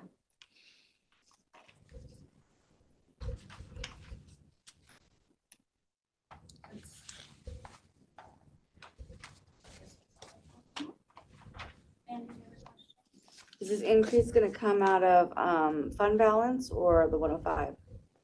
That I don't know. Yeah, to the commissioner's office, I'm assuming. There's funds available in 105. Yeah. I don't know what his. I would think it would come out of that one, but.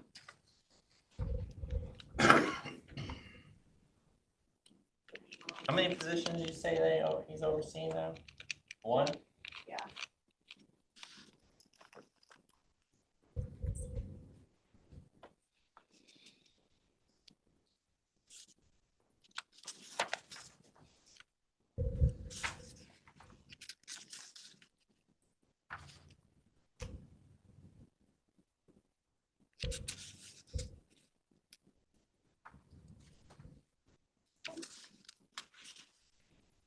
That's all I have. There's no questions. Nope. All right.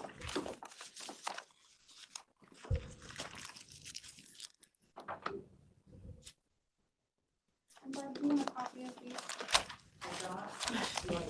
This is my copy. Sure. That one's for.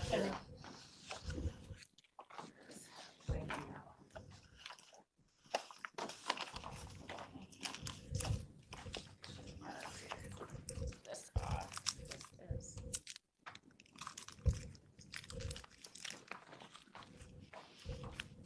Okay. That's all I got today. Thank you.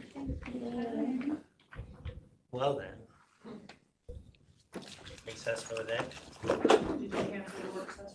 I would say so. No? Oh, Cindy has no. a Yeah, bunch she's sorry. going to, so. Maybe let's go back. Yeah, we are going to cancel the commissioner work session at 1:45 and go into recess for the day.